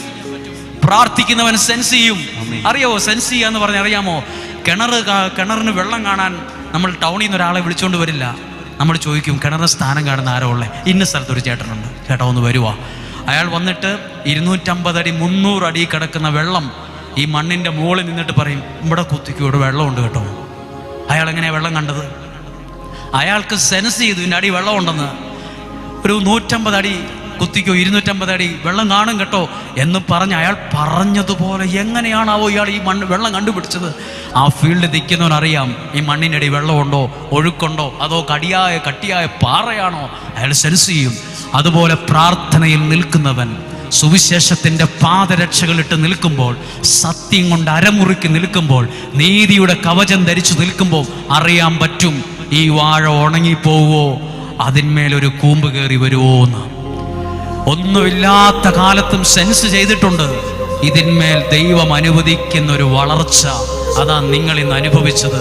ലോകം മുഴുവൻ ദൈവത്തിന്റെ വചനം കേട്ട ഒരു അൾത്താരയിൽ നിന്നുകൊണ്ടാണ്, ഒരു ഫ്രെയിമിൽ നിന്നുകൊണ്ടാണ് ഈ വചനം ഞാൻ പ്രസംഗിക്കുന്നത്. എൻ്റെ ഇന്നലകൾ എന്തായിരുന്നുവെന്നും എൻ്റെ കഴിഞ്ഞ നാളുകളിൽ എന്തായിരുന്നുവെന്നും ചിന്തിച്ചത് എനിക്ക് ശരിക്കും അറിയാം. അപ്പോൾ എനിക്കറിയാം പ്രവർത്തിച്ച ദൈവത്തിന്റെ കരം. ഞാൻ ആദ്യം നിങ്ങളോട് പറഞ്ഞില്ലേ, പറമ്പിൽ വാടി നിന്ന വാഴയായിരുന്നു ഈ സ്ഥലം. പറമ്പിൽ വാടി നിന്ന വെള്ളവും ഇല്ല, ചോട്ടി വളവും ഇല്ല, അതിൻ്റെ കൂമ്പും പോയി, പകുതി കൈ ഉണങ്ങിക്കിടക്കുന്നു, ചിലത് ഉണങ്ങാറായി പഴുത്തു നിൽക്കുന്നു. ആരും മൈൻഡ് ചെയ്യാതെ തള്ളിക്കറഞ്ഞൊരു പഴയ വാഴ. ഏതോ ഒരു കർഷകൻ അതിൻ്റെ ഉണങ്ങിയതെല്ലാം മുറിച്ചു കളഞ്ഞു. അതിനുശേഷം ചോട്ടൊന്ന് കിളച്ച് ചില വളമൊക്കെ ഒഴിച്ച് നന്നായിട്ട് നനച്ച് 1 മാസം കഴിഞ്ഞപ്പോൾ ഉണ്ട് ഇന്നലെ വന്നതിനേക്കാൾ ജീവനുള്ളൊരു കൂമ്പ് അകത്തൂന്ന് അത് വരുന്നു. കൊള്ളാലോ, ഇത് ഏറ്റല്ലോ. അതാണ് നിങ്ങൾ ഇരിക്കുന്ന ഈ സ്ഥലത്ത്. അങ്ങനെയൊരു കൂമ്പിൻ്റെ താഴെയാണ്, അങ്ങനെ ഒരു ഇലയുടെ തണലിലാണ് ഇവിടെ ഇരിക്കുന്ന ഓരോ കുഞ്ഞും. ആരൊക്കെയാണ് ഇരിക്കുന്നത്? Hallelujah, hallelujah. ദൈവവചനം ആ പാദരക്ഷകൾ ഇട്ടാ നിൽക്കുന്നെങ്കിൽ അതിനകത്ത് കയറി നിന്നാൽ അടുത്തൊരു വാക്കുണ്ട്, അത് വായിച്ച പിടികിട്ടും. അടുത്ത 18-ാം അധ്യായം വായിച്ച് 16-ാമത്തെ വാക്യം, സർവോപരി ദുഷ്ടന്റെ ജ്വലിക്കുന്ന കൂരമ്പുകളെ കെടുത്തുന്നതിന്. ശ്രദ്ധിച്ചോ, വാക്ക് ശ്രദ്ധിച്ചോ, വായിച്ചു പോകരുത്. ദുഷ്ടന്റെ ജ്വലിക്കുന്ന കൂരമ്പുകൾ. ഈ അമ്പ് ഭയങ്കര പ്രശ്നക്കാരനാണ്. സാധാ പക്ഷിയെ പിടിക്കുന്ന അമ്പല്ല ഇത്, ജ്വലിക്കുന്ന കൂരമ്പ്. എവിടെ തറയ്ക്കാനാ പുള്ളി ഈ അമ്പ് ഉണ്ടാക്കി വെച്ചെന്നറിയാം? എവിടെ കൊള്ളാനാ? ശത്രുവിന്റെ മുടിയെ കൊള്ളാനോ, അവന്റെ കാലിന്റെ തൊടയിലോട്ട് കഴിച്ചു കയറ്റാനല്ല, അവന്റെ ഈ ഭാഗത്ത്, ഈ ചങ്കിനോട് ചേർത്ത് കയറ്റിവിടാൻ അവന്റെ ജീവിതം തീരും. അതുകൊണ്ട് പക്ഷേ ഈ 3 കാര്യം ഉണ്ടെങ്കിൽ ഈ കൂരമ്പ് വെറുതെ വേസ്റ്റാ, വെറുതെ പണിയെടുത്ത് നഷ്ടമാ. ഏതൊക്കെ? സർവോപരി ദുഷ്ടന്റെ ജ്വലിക്കുന്ന കൂരമ്പുകളെ കെടുത്തുന്നതിന് കെടുത്തും. കൂരമ്പ് അവിടെ പോയി ഒടിയൂന്നല്ല, അത് കെട്ടുപോയി. കെടുത്താൻ എന്തിനൊക്കെ പറ്റും? സത്യം കൊണ്ട് അരമുറുക്കിയാണോ നിൽക്കുന്നത്? നീതിയുടെ ഒരു വസ്ത്രം ശരീരത്ത് കിടപ്പുണ്ടോ? സുവിശേഷമാകുന്ന പാദരക്ഷകൾ ഇട്ടുകൊണ്ടാണോ നിൽക്കുന്നത്? ദുഷ്ടൻ അവന്റെ ചിന്തയിൽ ഉണ്ടായ ദുഷ്ടത്തരങ്ങൾ കൊണ്ട് അയച്ച കൂരമ്പുകളെ ഈ വസ്ത്രവും ഈ ബെൽറ്റും ഈ ചെരുപ്പും കെടുത്തിക്കളയും, ഇല്ലാതാക്കി കളയും. കെടുത്തിക്കളയുന്നതിന് അടുത്ത വാക്യം വായിച്ചേ. നിങ്ങളെ ശക്തരാക്കുന്ന വിശ്വാസത്തിന്റെ പരിച എടുക്കുവിൻ. എന്താ വിശ്വാസത്തിന്റെ പരിച? വിശ്വാസത്തിന്റെ പരിച മേശയെ വെച്ചാൽ പോരാ, അടുക്കളയെ കൊണ്ട് വെച്ചാൽ പോരാ, പ്രാർത്ഥനാ റൂമിൽ വെച്ചിട്ട് ഗുണമില്ല. വിശ്വാസത്തിന്റെ പരിച, അത് പരിച എടുത്തിങ്ങനെ പിടിക്കേണ്ടതാണ്. ദൈവവചനം എടുത്തിങ്ങനെ പിടിക്കേണ്ടതാണ്. പ്രാർത്ഥന ഇങ്ങനെ എടുത്തു പിടിക്കേണ്ടതാണ്. എൻ്റെ കുടുംബത്തിന് വേണ്ടി എടുക്കേണ്ട പരിചയാണിത്. അപ്പോൾ ദുഷ്ടന്റെ കൂരമ്പുകളെ കേട്ടുപോകുന്നത്. പറഞ്ഞേ ഹല്ലേലൂയാ. ഒരു സ്വരം ഉയർത്തി പറഞ്ഞേ ഹല്ലേലൂയാ. സ്വരം ഉയർത്തി പറഞ്ഞേ ഹല്ലേലൂയാ, ഹല്ലേലൂയാ. അതാണ് നമ്മൾ ഇന്ന് കേൾക്കുന്ന ഈ ദൈവവചനത്തിലൂടെ ദൈവം നമ്മളോട് സംസാരിച്ച കാര്യങ്ങൾ. ഒന്ന് ശ്രദ്ധിക്കാമോ? നിങ്ങളാണെങ്കിലും ഈ പ്രാർത്ഥന ചെല്ലുമ്പോൾ എന്തെങ്കിലും ചെല്ലരുത്. എന്തെങ്കിലും ചെല്ലിയാൽ അതിന് ഗുണമില്ല. ചെയ്യേണ്ടതുപോലെ, പ്രാർത്ഥിക്കേണ്ടതുപോലെ, എടുക്കേണ്ടതുപോലെ എടുക്കണം. അതാ നമ്മളെ പഠിപ്പിക്കുന്ന സ്ഥലമാണിത്. കേവലം എന്തൊക്കെയോ പ്രാർത്ഥിച്ചു, പാട്ടുപാടി, ബഹളം വെച്ച് 1 മണിയാകുമ്പോൾ ഇറങ്ങിപ്പോകുന്നൊരു സ്ഥലമല്ല. ദൈവം നിങ്ങളെ ഇവിടെ കൊണ്ടുവന്നെങ്കിൽ ഞങ്ങളുടെ കയ്യിൽ കൊണ്ടുവന്നാക്കിയവരാ നിങ്ങൾ. ദൈവം കൊണ്ടുവന്നാക്കിയതാ ഇത്രയും പേര്. അല്ലെങ്കിൽ ഈ ചൂടും സഹിച്ച് നിങ്ങളിവിടെ കെട്ടിയിട്ടാൽ പോലും ഇരിക്കില്ല. കയറുകൊണ്ട് ഈ കസേര കെട്ടിയിട്ടാൽ വരെ നിങ്ങളെ കയറ് പൊട്ടിച്ച് ഇറങ്ങിപ്പോകും. ഇവിടെ ഇരിക്കുന്നത് എന്താ? ദൈവം നിങ്ങളെ കൊണ്ടയാക്കി. ഇവിടെ ഇരിക്കുക, ഈ വചനം കേൾക്ക്. എവിടെയൊക്കെയോ വിടുതലുകളും അത്ഭുതങ്ങളും നടക്കുമെന്ന് ദൈവം നിങ്ങൾക്ക് ചില അടയാളങ്ങൾ തരുന്ന സ്ഥലമാണിത്. പറഞ്ഞേ ഹല്ലേലൂയാ. അവർക്ക് പറഞ്ഞേ ഹല്ലേലൂയാ. അടുത്തൊരു കാര്യമാണ് ഹെബ്രായ ലേഖനം 4-ാം അധ്യായം 12-ാമത്തെ വാക്യം ഒന്ന് എടുക്കാമോ? ഹെബ്രായ ലേഖനം നമ്മൾ മുമ്പ് എടുത്തു വായിച്ചിരുന്നു. ഹെബ്രായ ലേഖനം 4-ാം അധ്യായം 12-ാമത്തെ വാക്യം ഒന്ന് വായിച്ചേ. ദൈവത്തിന്റെ വചനം. ഇത് വായിക്കുമ്പോൾ ശ്രദ്ധിക്കണം. എങ്ങനെ പറയണമെന്നറിയാമോ? ഒരു വചനം എടുക്കുമ്പോൾ ആ വചനം എങ്ങനെ പറയണമെന്നറിയാമോ? ഞാൻ പറയുന്ന രീതി നിങ്ങളോട് പറയാം. എനിക്ക് എൻ്റെ മനസ്സിൽ തോന്നിയ, മനസ്സിൽ ദൈവം തന്ന ഒരു രീതി പറയാം. കർത്താവേ, ഈ വചനം ഞാൻ ഈ ആലയത്തിന് വേണ്ടി എടുത്തു പ്രാർത്ഥിക്കുന്നു. ഈ വചനം എൻ്റെ ജീവിത പങ്കാളിക്ക് വേണ്ടി ഞാൻ എടുത്തു പ്രാർത്ഥിക്കുന്നു. വാക്ക് മറക്കുവോ? ഈ വചനം എൻ്റെ നിയോഗത്തിന് വേണ്ടി, എൻ്റെ കടബാധ്യത മാറാൻ വേണ്ടി ഈ വചനം എടുത്തു ഞാൻ പ്രാർത്ഥിക്കുന്നു. എൻ്റെ കുടുംബത്തിന് വേണ്ടി ഈ വചനം പറഞ്ഞ് ഞാൻ ഈ വചനം എടുത്തു ഞാൻ പ്രാർത്ഥിക്കുന്നു.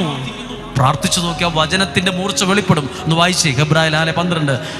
ദൈവത്തിന്റെ വചനം, അതായത് ഇത് സജീവമാണ്, ഊർജ്ജസ്വലവുമാണ്. അത് ചത്തതും ജീവനില്ലാത്തതും അല്ല, അത് സജീവമാണ്, ഊർജ്ജസ്വലവുമാണ്. അടുത്ത വാക്യം. ഇരുതലവാളിനേക്കാൾ മൂർച്ചയേറിയതും. അപ്പൊ വചനത്തിന്റെ പ്രത്യേകത ഞാനിപ്പോൾ പറയുകയാണ്, ശ്രദ്ധിച്ചു. ഞാൻ പറയാണ് ഹെബ്രായ 4:12 വചനം അനുഗ്രഹ ധ്യാന കേന്ദ്രത്തിലെ ശുശ്രൂഷകൾക്ക് വേണ്ടി കർത്താവെ ഞാൻ എടുത്തു പ്രാർത്ഥിക്കുന്നു. കർത്താവെ, അടുക്കളയിൽ ജോലി ചെയ്യുന്ന ആളുകൾക്ക് വേണ്ടി ഹെബ്രായ 4:12 വചനം എടുത്ത് ഞാൻ പ്രാർത്ഥിക്കുന്നു.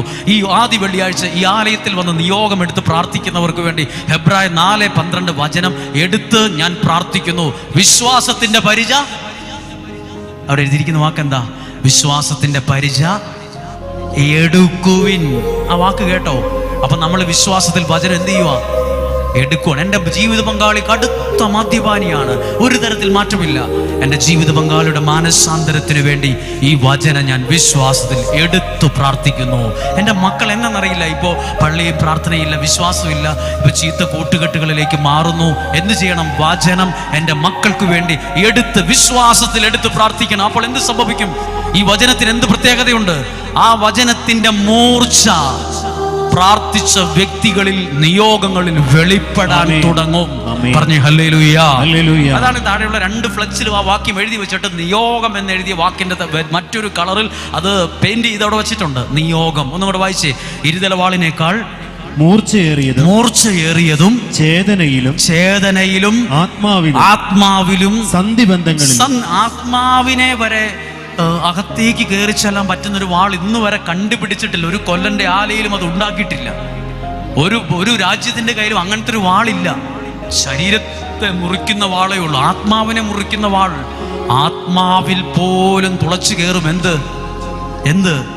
ദൈവത്തിന്റെ വചനം. ഒന്നും കൂടെ അടുത്ത വാക്യം, അടുത്ത വായിച്ചേ. ആത്മാവിലും സന്ധിബന്ധങ്ങളും തുളച്ചു കയറി ഹൃദയത്തിന്റെ വിചാരം. എല്ലാവരും വാക്ക് നിങ്ങൾക്ക് അയാൾ എന്തോ എന്നെക്കുറിച്ച് വിചാരിക്കുന്നുണ്ട്. ഹൃദയത്തിൻ്റെ വിചാരം എന്താ? എൻ്റെ കൂടെ നിൽക്കുന്ന ഒരാൾക്കൊരു ഭയങ്കര വിചാരമുണ്ട്, ഈ പുള്ളിനെ തകർക്കണം. പക്ഷെ എന്നെ കാണുമ്പോഴോ ഭയങ്കര ചിരിയുണ്ട്, ഭയങ്കര സന്തോഷമാണ്. എൻ്റെ കയ്യെ പിടിച്ച് പറയണത് നിങ്ങളുടെ പ്രസംഗം ഭയങ്കര സൂപ്പറാണെന്നാണ് പറഞ്ഞത്. ആ വിചാരം ഞാൻ കണ്ടിട്ടില്ല. പക്ഷേ ഞാൻ വചനം കൊണ്ട് ആ വ്യക്തിക്ക് വേണ്ടി പ്രാർത്ഥിച്ചാൽ എന്ത് സംഭവിക്കും? അയാൾക്ക് എന്നെക്കുറിച്ചുള്ള ദുഷ്ടവിചാരം കേട്ടുപോകും. നോക്കിക്കേ, നീ വചനങ്ങൾ നീ വായിച്ച വചനം ഹൃദയത്തിന്റെ വിചാരങ്ങളെയും ചേട്ടാ, ഹൃദയത്തിന്റെ വിചാരങ്ങളെയും നിയോഗങ്ങളെയും വിവേചിക്കുന്നതുമാണ്. വിവേചിക്കും. എന്താ വിവേചിക്കുക എന്ന് പറഞ്ഞാൽ? നമുക്കറിയില്ല അയൽവാസിയുടെ ചിന്ത എന്താ, ഇപ്പുറത്ത് കൂടെ നിൽക്കുന്നവൻ്റെ ചിന്ത എന്താ, എൻ്റെ പുറകെ വണ്ടിയെ കയറിയിരിക്കുന്ന ചിന്ത എന്താ, ഒന്നും അറിയത്തില്ല. പക്ഷെ ദൈവവചനം എന്ന മൂർച്ചയുള്ള വാളുകൊണ്ട് ശത്രുവിൻ്റെ ചിന്തകളെ പോലും വിവേചിക്കാൻ പറ്റും, മാറ്റാൻ പറ്റും. ദൈവത്തിന്റെ ഇടപെടൽ നടക്കും. കരങ്ങൾ ഉയർത്തി ഒന്ന് പറഞ്ഞേ ഹല്ലേലൂയ. ചേർന്ന് പറഞ്ഞേ ഹല്ലേലൂയ. പറഞ്ഞേ ഹല്ലേലൂയ. ഹല്ലേലൂയ. ഒന്ന് എഴുന്നേറ്റ് നിൽക്കാമോ? ഒന്നും കൂടെ ഒരു പറയാനുണ്ടെങ്കിൽ ഒന്ന് ഈ വചനത്തിലൊന്ന് ജീവിതം വെച്ച് ഒന്ന് പ്രാർത്ഥിക്കാൻ പോവുകയാണ്.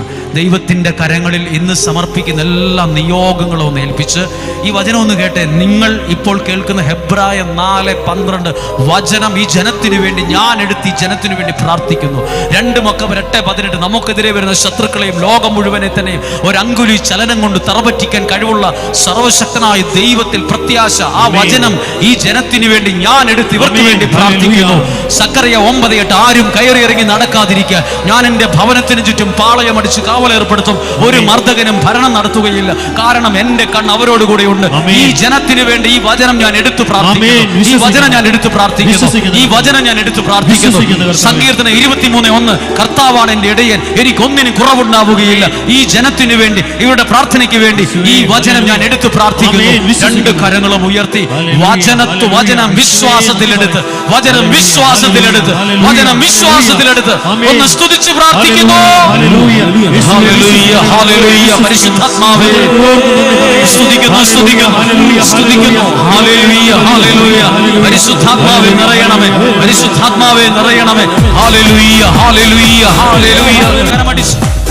വാഗ്ദത്തം ചെയ്തവൻ വാക്കുമാറുമോ? വാഗ്ദത്തം ചെയ്തവൻ വാക്കുമാറുമോ? ഇല്ല ഒരിക്കലുമില്ല. ഒരിക്കലുമില്ല. അവൻ വാക്കുമാറുകില്ല.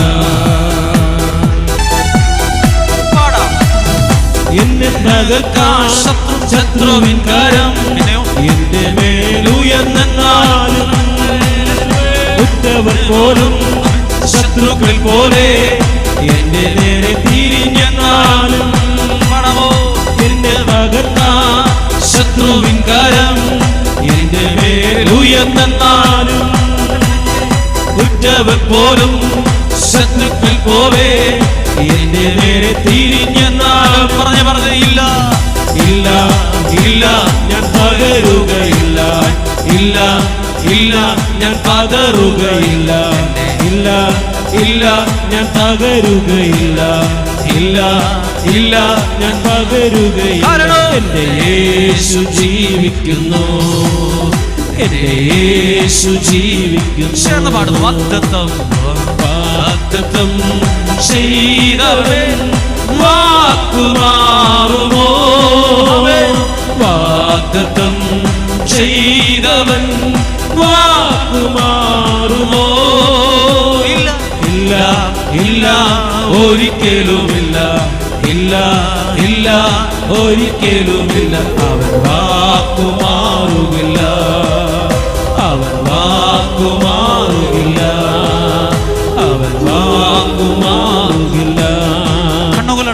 കണ്ണുകളടച്ച് കരങ്ങൾ അത് ഇന്ന് കേട്ട വചനം പാപത്തിൻ്റെ എല്ലാ ശാപങ്ങളും നീക്കി ശോഭിത നീതി വസ്ത്രം ഒരാഭരണം പോലെ എന്നിൽ വരും. പാപത്താൽ എന്നിൽ വന്ന ശാപക്കാരകൾ നീക്കി ശോഭിത നീതി വസ്ത്രം ആഭരണമായി നൽകി. ശരിക്കും ഇത് സത്യമായിട്ട് സംഭവിക്കും. പാപത്തിൻ്റെ കറകൾ നീക്കി ശാപത്തിൻ്റെ കൊല്ല മാറ്റി ശോഭിത നീതി വസ്ത്രം. പാപത്താൽ എന്നിൽ വന്ന ശാപക്കാരകൾ നീക്കി ശോഭിത നീതി വസ്ത്രം ആഭരണമായി നൽകി. ആമേൻ, ആമേൻ. നമുക്കിരിക്കാം, ഒന്നും കൂടി ഒന്ന് ഇരിക്കാം. എനിക്കറിയാം എഴുന്നേറ്റിരിക്കാൻ ഒത്തിരി ബുദ്ധിമുട്ടുണ്ട്, സാഹചര്യങ്ങൾ അനുകൂലമല്ല, എങ്കിലും നിങ്ങൾ മനസ്സിലാക്കുമെന്ന് ഞാൻ വിശ്വസിക്കുകയാണ്. പ്രിയപ്പെട്ടവരെ, ഒരു കുഞ്ഞു വചനം കൂടി ഇതിനോട് ചേർത്ത് വെച്ച് നിങ്ങൾ എല്ലാവരും ഈ കാര്യം മനസ്സിലാക്കണം. നിങ്ങൾ വചനം വായിക്കുമ്പോൾ ആ വചനം നിങ്ങൾ വിശ്വാസത്തിൽ എടുത്തു വേണം. ഈ വാക്ക് മറന്നു പോകുമെങ്കിൽ എഴുതി വെക്കണം, വിശ്വാസത്തിലെടുത്ത്. കാരണം ബൈബിൾ പറഞ്ഞു, വിശ്വാസത്തിൻ്റെ പരിച അടുക്കളയിലും തിണ്ണയിലും അപ്പുറത്തെ മുറിയിലും ഇരുന്നിട്ട് കാര്യമില്ല, അത് എടുക്കണം. ആമേൻ, ഹല്ലേലൂയ. ഞാൻ അങ്ങനെ ചെയ്യാറുണ്ട്. ഞാൻ ചെയ്യാറുള്ളത് അങ്ങനെയാണ്. ഒരു വചനം വായിച്ചു കഴിയുമ്പോൾ അങ്ങനെ ഒരു പ്രതിസന്ധി വരികയാണ്, ഭയങ്കര ഒരു വെല്ലുവിളിയാണ്. അപ്പോൾ അതിന് പറ്റിയൊരു വചനം വിശ്വാസത്തിലെടുത്തിട്ട് പറയും, കർത്താവേ, ആ വെല്ലുവിളി എൻ്റെ നേരെയാണ് വരുന്നത്, ആ തീയമ്പ എൻ്റെ നെഞ്ചത്തേക്കാണ് വരുന്നത്. പക്ഷേ ഈ വചനം ഞാൻ വിശ്വാസത്തിലെടുത്ത് ഈ ഒരു കാര്യത്തിന് വേണ്ടി പ്രാർത്ഥിക്കുന്നു. എന്ത് പറ്റും? അത് കെട്ടുപോകും, അത് കെട്ടുപോകും. അത് മനുഷ്യനുണ്ടാക്കുന്നതാണേലും മന്ത്രവാദി ഉണ്ടാക്കുന്നതാണേലും അല്ലെങ്കിൽ കൂടോത്രക്കാരൻ പണിയെടുത്തുണ്ടാക്കി വിട്ട ആയുധമാണേലും അതവിടെ വെച്ചങ്ങ് തീരും, അത് കെട്ടുപോകും. നിങ്ങളുടെ മക്കൾക്ക് നല്ലൊരു ഭാവി വേണം. പക്ഷേ ഇപ്പോൾ മൊബൈലിൻ്റെ ഉപയോഗം കൂടുതലാണ്, പറഞ്ഞിട്ട് കേൾക്കുന്നില്ല, എന്തൊക്കെ ഒരു കൂട്ടുകെട്ട് മോശമാണ്, ഉപദേശിച്ച് കഴിഞ്ഞാൽ ഭയങ്കര ദേഷ്യമാണ്. നിങ്ങൾ വിശ്വാസത്തിൻ്റെ ഒരു വാക്കെടുത്തിട്ട് പറ, എൻ്റെ കുഞ്ഞിന് വേണ്ടി ഈ വചനം ഞാൻ എടുക്കുകയാണ്, എന്നിട്ട് എൻ്റെ മകന് വേണ്ടി അത് പ്രാർത്ഥിക്കുകയാണ്. എൻ്റെ കുഞ്ഞിൻ്റെ വിവാഹം നടക്കുന്നില്ല, എത്ര ആലോചിച്ചിട്ട് ശരിയാകുന്നില്ല, എന്നെന്ന് എനിക്കറിയില്ല, ദൈവം എത്ര ആലോചന വന്നു, സാരമില്ല, വിശ്വാസത്തിൻ്റെ ഒരു വചനം എടുത്തിട്ട് എൻ്റെ മകളുടെ വിവാഹം, മകൻ്റെ വിവാഹം നടക്കുന്നില്ല, ആ ഒരു കാര്യത്തിന് വിശ്വാസത്തിൽ ഈ വചനം ഞാൻ എടുക്കുകയാണ് ദൈവമേ.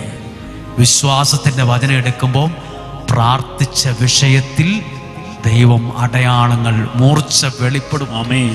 അതാണ് നിയോഗ പ്രാർത്ഥന, അതാണ് നിയോഗ പ്രാർത്ഥന, വേറെ ഒന്നുമല്ല. ഞാനത് മനസ്സിലാക്കി. അതാണ് നിങ്ങൾ ചെയ്യണം. വിശ്വാസത്തിലൂടെ എനിക്ക് കാനഡയിൽ പോകണം, എനിക്ക് രാജ്യത്ത് പോകണം, എൻ്റെ കുടുംബം എനിക്ക് ഞാനായിട്ട് വേണം രക്ഷപ്പെടുത്താൻ, എനിക്ക് ശരിയാകുന്നില്ല, എനിക്ക് അവിടെ പ്രശ്നം, ഇവിടെ തടസ്സം, ഈ തടസ്സം, പ്രശ്നം, പ്രതിസന്ധി എന്ന് പറഞ്ഞ് അത്രയും വാക്ക് 2 പ്രാവശ്യം പറഞ്ഞാൽ മതി. അത് 200 പ്രാവശ്യം പറയരുത്. 200 പ്രാവശ്യം വിശ്വാസത്തിലൊരു വചനം എടുത്തിട്ട് 45:2 എൻ്റെ മുമ്പിലുള്ള പ്രയാസങ്ങളും പ്രതിസന്ധികളും, എനിക്കൊരു ജോലിക്ക് പോകാൻ, ഒരു പഠനത്തിന് പോകാൻ പറ്റുന്നില്ല, ഈ ഏശയ്യ 45:2 വചനം വിശ്വാസത്തിൽ ഞാൻ എടുത്ത് എൻ്റെ ഈ നിയോഗത്തിന് വേണ്ടി ഞാൻ അതെടുത്ത് പ്രാർത്ഥിക്കുകയാണ്. ദൈവം നിനക്ക് വേണ്ടി പ്രവർത്തിക്കും. ആ മൂർച്ച അവിടെ വെളിപ്പെടും. എംബസിയിലും പാസ്പോർട്ടിലും എല്ലായിടത്തും ആ മൂർച്ച വെളിപ്പെടും. വിശ്വാസത്തിൽ എടുക്കണം, നിലത്ത് വെച്ചിട്ട് കാര്യമില്ല, എടുത്തത് പിടിക്കണം. പരിചയെടുത്ത് ഇങ്ങോട്ടും വെച്ചിട്ട് കാര്യമില്ല, അത് അസ്ത്രം എറിഞ്ഞുകൊണ്ട് നെഞ്ച് ഇവിടെ വന്ന് കയറും. അത് പിടിക്കേണ്ട പോലെ പിടിക്കണം, ചെയ്യേണ്ട പോലെ ചെയ്യണം. ആത്മാവിൻ്റെ വാളെടുക്കണം, ദൈവവചനം കൊണ്ട് അരമുറുക്കണം. ഹല്ലേലൂയ. ഇനി അടുത്തൊരു വാക്യമാണ് ഉൽപ്പത്തി പുസ്തകത്തിൽ 6-ാം അധ്യായം 13 മുതലുള്ള വാക്യങ്ങളൊന്ന് വായിക്കുകയാണ്. എല്ലാവരും ഒരു 15 മിനിറ്റ് നിങ്ങളുടെ ബുദ്ധിയും ചിന്തയും ഒക്കെ എനിക്ക് ഈ ഒരു വചനത്തിലേക്കൊന്ന് സമർപ്പിക്കണം. അതെന്നറിയോ ഹെഡിങ്? നോഹിൻ്റെ പെട്ടകം. ഒരു മനുഷ്യൻ ഒരു തടി വെട്ടിക്കൊണ്ടുവന്ന് ഒരു പെട്ടകം ഉണ്ടാക്കുവാണ്. ഒരു പെട്ടകം എത്ര സ്ക്വയർ ഫീറ്റ്? പ്രിയപ്പെട്ടവരെ, ഭൂലോകത്തിലുള്ള മുഴുവൻ മൃഗങ്ങളും പക്ഷികളും എല്ലാം ഓരോ ജോഡി കയറ്റാൻ പറ്റുന്ന സ്പേസ് ഈ പെട്ടകത്തിനകത്തുണ്ട്. അത്ഭുതമല്ലേ? ഇന്ന് വരെ ഒരു 100 സ്ക്വയർ ഫീറ്റിൻ്റെ വീടുണ്ടാക്കാത്തവനാ ഇന്ന് ഇത്രയും ആളുകൾക്ക് താമസിക്കാൻ പറ്റുന്ന ഒരു പെട്ടകം ഉണ്ടാക്കിയത്. അതാണ് ദൈവത്തിൻ്റെ ഇടപെടൽ. ആമേൻ. നിന്റെ ബുദ്ധിക്ക് 100 സ്ക്വയർ ഫീറ്റിന്റെ 200 ഒരു മുറി പോലും ഉണ്ട്, ഒരു ബാത്റൂം പോലും ഈ കണ്ട പ്രായം വരെ ജീവിച്ചിട്ട് ഉണ്ടാക്കാൻ കഴിഞ്ഞില്ല. പക്ഷെ നീ ദൈവത്തിലാണോ നിൽക്കുന്നത്? നീ ചിന്തിക്കാത്ത കാര്യങ്ങൾ ദൈവം നിന്നെ കൊണ്ട് ഉണ്ടാക്കിപ്പിക്കും. ആമേൻ. നിന്നെ കൊണ്ട് നോക്കൂ, മോശ ഇതിനു മുമ്പ് കോൺട്രാക്ടറായിരുന്നു. എഞ്ചിനീയറിംഗ് പഠിച്ചിട്ടുണ്ടോ? ഏതെങ്കിലും ബിടെക് എംടെക് വല്ല ഉണ്ടാ? ഏതെങ്കിലും സ്കൂളിൽ പോയി വല്ല പരിചയം ഉണ്ടാ? അയാൾക്ക് വീടുണ്ടാകുന്ന പോലും എഴുതിയിട്ടില്ല. പക്ഷെ പുള്ളി ഒരു ഇത്രയും ആടുമാടുകളും, നമുക്ക് തന്നെ എല്ലാ മൃഗങ്ങളെയും ജീവികളെയും നമ്മൾ കണ്ടിട്ടില്ല. ഇത്രയും മൃഗങ്ങളെ ഒന്നും. നമ്മൾ കുറച്ച് മൃഗങ്ങളെ കണ്ടിട്ടുള്ളൂ. കാണാത്ത എത്രയോ മൃഗങ്ങൾ. ആനിമൽ പ്ലാനറ്റ് പോലുള്ള ചാനൽ നോക്കി അറിയാം. കണ്ടിട്ടില്ലാത്ത പക്ഷികൾ, കണ്ടിട്ടില്ലാത്ത മൃഗങ്ങൾ, കണ്ടിട്ടില്ലാത്ത കുരങ്ങന്മാർ, എന്തെല്ലാം രൂപമുള്ളവർ, എന്തെല്ലാം മുഖമുള്ളവർ, ഏതെല്ലാം കോലവും ഒക്കെ ഉള്ളവരാണ് നമ്മൾ കണ്ടിട്ടില്ലാത്ത മൃഗങ്ങൾ. ഇതിനെല്ലാം വിളിച്ച് കയറ്റി നിർത്താൻ പറ്റുന്ന സ്പേസ് ആരാ ഉണ്ടാക്കിയത്? എൻജിനീയറിംഗ് എല്ലാം പഠിച്ചിറങ്ങി പ്ലാൻ വരച്ചുണ്ടാക്കിയ പെട്ടകമല്ല. ദൈവം അവനെ കൊണ്ട് അതിനെ ഉണ്ടാക്കിപ്പിച്ചു, അതിന് കഴിവ് കൊടുത്തു.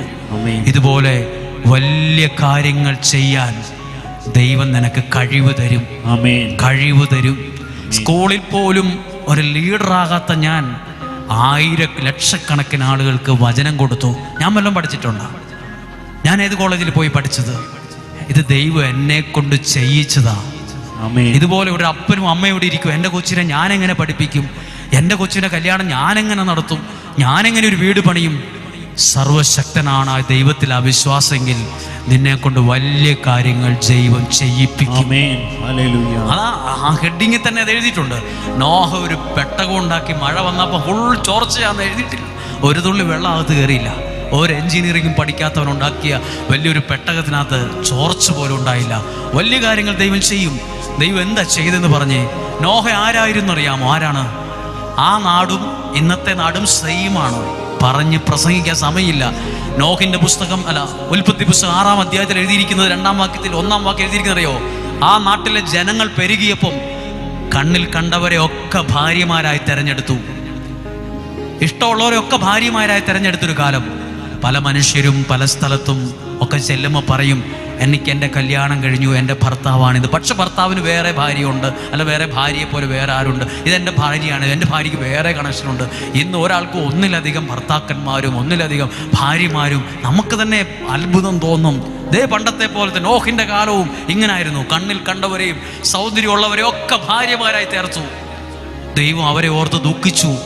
അടുത്തതോ ബൈബിൾ പറയുന്നു, അവരുടെ ചിന്തയും ആലോചന പോലും ദുഷിച്ചതാണെന്ന് ദൈവം കണ്ടു. അപ്പോൾ അതിനകത്തൊരാള്, നോഹ എന്ന ഒരു മനുഷ്യൻ, ഒരു പുരുഷൻ, ദൈവത്തിൻ്റെ വാക്കിലും വചനത്തിലും നിന്ന നീതിമാനായ ഒരു മനുഷ്യൻ. ഞാൻ ഇങ്ങനെ ചിന്തിക്കുവാണ്, അന്നത്തെ കാലത്തും ഇതുപോലെ ഒരാളെ ദൈവം കണ്ടുപിടിച്ചു. ആ നാട്ടിൽ തോന്നിവാസിയായി നടന്ന ആരെയും കണ്ടുപിടിച്ചില്ല. ഇതുപോലൊരു മനുഷ്യനെ കണ്ടുപിടിച്ച് അവിടെ ഒരു കുടുംബത്തിൻ്റെ രക്ഷകനാക്കി. ഈ ആലയത്തിലേക്ക് ഈ ജനലും വാതിലൊക്കെ കുറവാണ്. ഈ പ്ലാറ്റ്ഫോമിൽ കുറവാണ്. കാറ്റ് കയറുന്ന സ്ഥലം കുറവാണ്. ഇങ്ങനെ ഉണ്ടാക്കിയ സമയത്ത് ഇങ്ങനെ ജനൽ കുറവാണ്, കാറ്റ് കയറുന്ന സ്ഥലം കുറവാണ്. ഞാനിങ്ങനെ ചിന്തിക്കുകയാണ്, ഇവിടെ ഇരിക്കുന്ന ഓരോരുത്തരും ഈ നോഹിനെ പോലെയാണ്. ആരുടെയൊക്കെയോ ജീവിതത്തിൻ്റെ രക്ഷകർത്താക്കളാണ് നിങ്ങൾ. ആരെയൊക്കെയോ രക്ഷപ്പെടുത്താൻ വേണ്ടി ദൈവം കണ്ട നോഹമാരാ ഈ ഇരിക്കുന്ന അമ്മച്ചിമാരും ഈ ഇരിക്കുന്ന അപ്പച്ചന്മാരും ഈ ചെറുപ്പക്കാരൊക്കെ. ആരെയൊക്കെയോ പിള്ളേരെ വിളിച്ച് കയറ്റുക, പ്രാർത്ഥിക്കാൻ പാടാ, നീ പള്ളിയിൽ പോ, നീ എന്ത് ധ്യാനത്തിന്, ഒരു കൗൺസിലിങ്ങിന് പോ, ഒന്ന് കുമ്പസാരിക്കുക. നോഹ ഇങ്ങനെയായിരുന്നു. ഒരു പെട്ടകം ഉണ്ടാക്കിയിട്ട് വിളിച്ചു, കയറ് ഇതിനകത്ത് കയറ്, ഒരു പ്രതിസന്ധി വരാൻ പോവാ. അന്നത്തെ കാലത്ത് കുറേ പേര് പരിഹസിച്ചു നോഹിനോട്. പിന്നെ പ്രളയോ, പിന്നെ പ്രശ്നമോ, ഇയാൾക്ക് ഭ്രാന്താണ്, ഇന്ന് വരെ ഞങ്ങൾ പ്രളയം കണ്ടിട്ടില്ല, ഇവിടെ മഴ അധികം പെയ്തിട്ടില്ല, പിന്നെ എങ്ങനെയാ ഇയാൾ ഈ പെട്ടകം ഉണ്ടാക്കുകയാണ്, ഇയാൾക്കെന്തോ വട്ടാണ്, ഇയാൾക്കെന്തോ ഭ്രാന്താണ് എന്ന് പലരും പരിഹസിച്ചു. ഇന്നുകൊണ്ട് പ്രാർത്ഥിക്കാൻ പോകുന്നവനും ഭ്രാന്താന്ന് പറയുന്നവനുണ്ട്, ആരാധിക്കുന്നവനെ പരിഹസിക്കുന്നവരുണ്ട്. പക്ഷേ ദൈവമാ ഇതുപോലൊക്കെ ചില പെട്ടകത്തിനകത്ത് വിളിച്ചു കയറ്റുന്നത്. അത് നിങ്ങൾക്ക് വേണ്ടി മാത്രമല്ല, നിങ്ങളുടെ കുടുംബത്തിന് വേണ്ടി പോലും ദൈവം ചില വലിയ കാര്യങ്ങൾ ചെയ്യാനാണ്. ഇതൊരു പെട്ടകമായിട്ട് ഞാൻ കാണും. വെറുതെ വിശ്വാസത്തിൽ നിങ്ങളുടെ ഇടവക ദേവാലയം ഒരു പെട്ടകമാണ്. വിളിച്ച് ചിലർ പറയില്ലേ, വാ ഒന്ന് പള്ളി വരണം കേട്ടോ, വിളിച്ചു കയറ്റുവാ നോഹിനെ പോലെ. ചിലർ വാ അങ്ങോട്ട് കയറി നിൽക്കുക, ഒന്ന് മുന്നിൽ കയറി നിൽക്കുക, ഒന്ന് പ്രാർത്ഥിക്കുക, കുർബാനയിൽ ഒരു നിയോഗം വെച്ച് പ്രാർത്ഥിക്കുക, കരമുയർത്തി ഒരു പാട്ടുപാട്, ഒന്ന് സ്തുതിച്ച് പ്രാർത്ഥിക്കുക, വിളിച്ചു കയറ്റുവാണ്. ഇനി ഒരു അത്ഭുതമുണ്ട്. ദൈവവചനത്തിൽ നിന്ന് നോഹിൻ്റെ പ്രത്യേകത, പെട്ടകം ഉണ്ടാക്കി മുറികൾ തിരിച്ച് എല്ലാത്തിനെയും അകത്ത് കയറ്റി. ഇനി എന്തൊക്കെയാണ് നോഹു ചെയ്തത്? ഞാൻ ചോദിക്കുന്നൊരു ചോദ്യം നിങ്ങൾ ശ്രദ്ധിക്കണം. തടി വെട്ടാൻ പോയത് ആരാണ്? നോഹാണ് കാട്ടിപ്പോയി ഗോഫേർ മരം മുറിക്കാൻ പോയത്. അറുത്ത് കൊണ്ടുവന്ന് ചുമന്ന് കൊണ്ടുവന്ന ആരാ? നോഹാണ്. അത് പല കഷ്ണങ്ങളായി മുറിച്ചതാരാണ്? നോഹാണ്. അങ്ങനെ പെട്ടകം ഉണ്ടാക്കി അതിൻ്റെ പുറത്ത് പെയിന്റ് തേച്ചതാരാണ്? കീല് തേച്ചതാരാണ്? നോഹാണ്.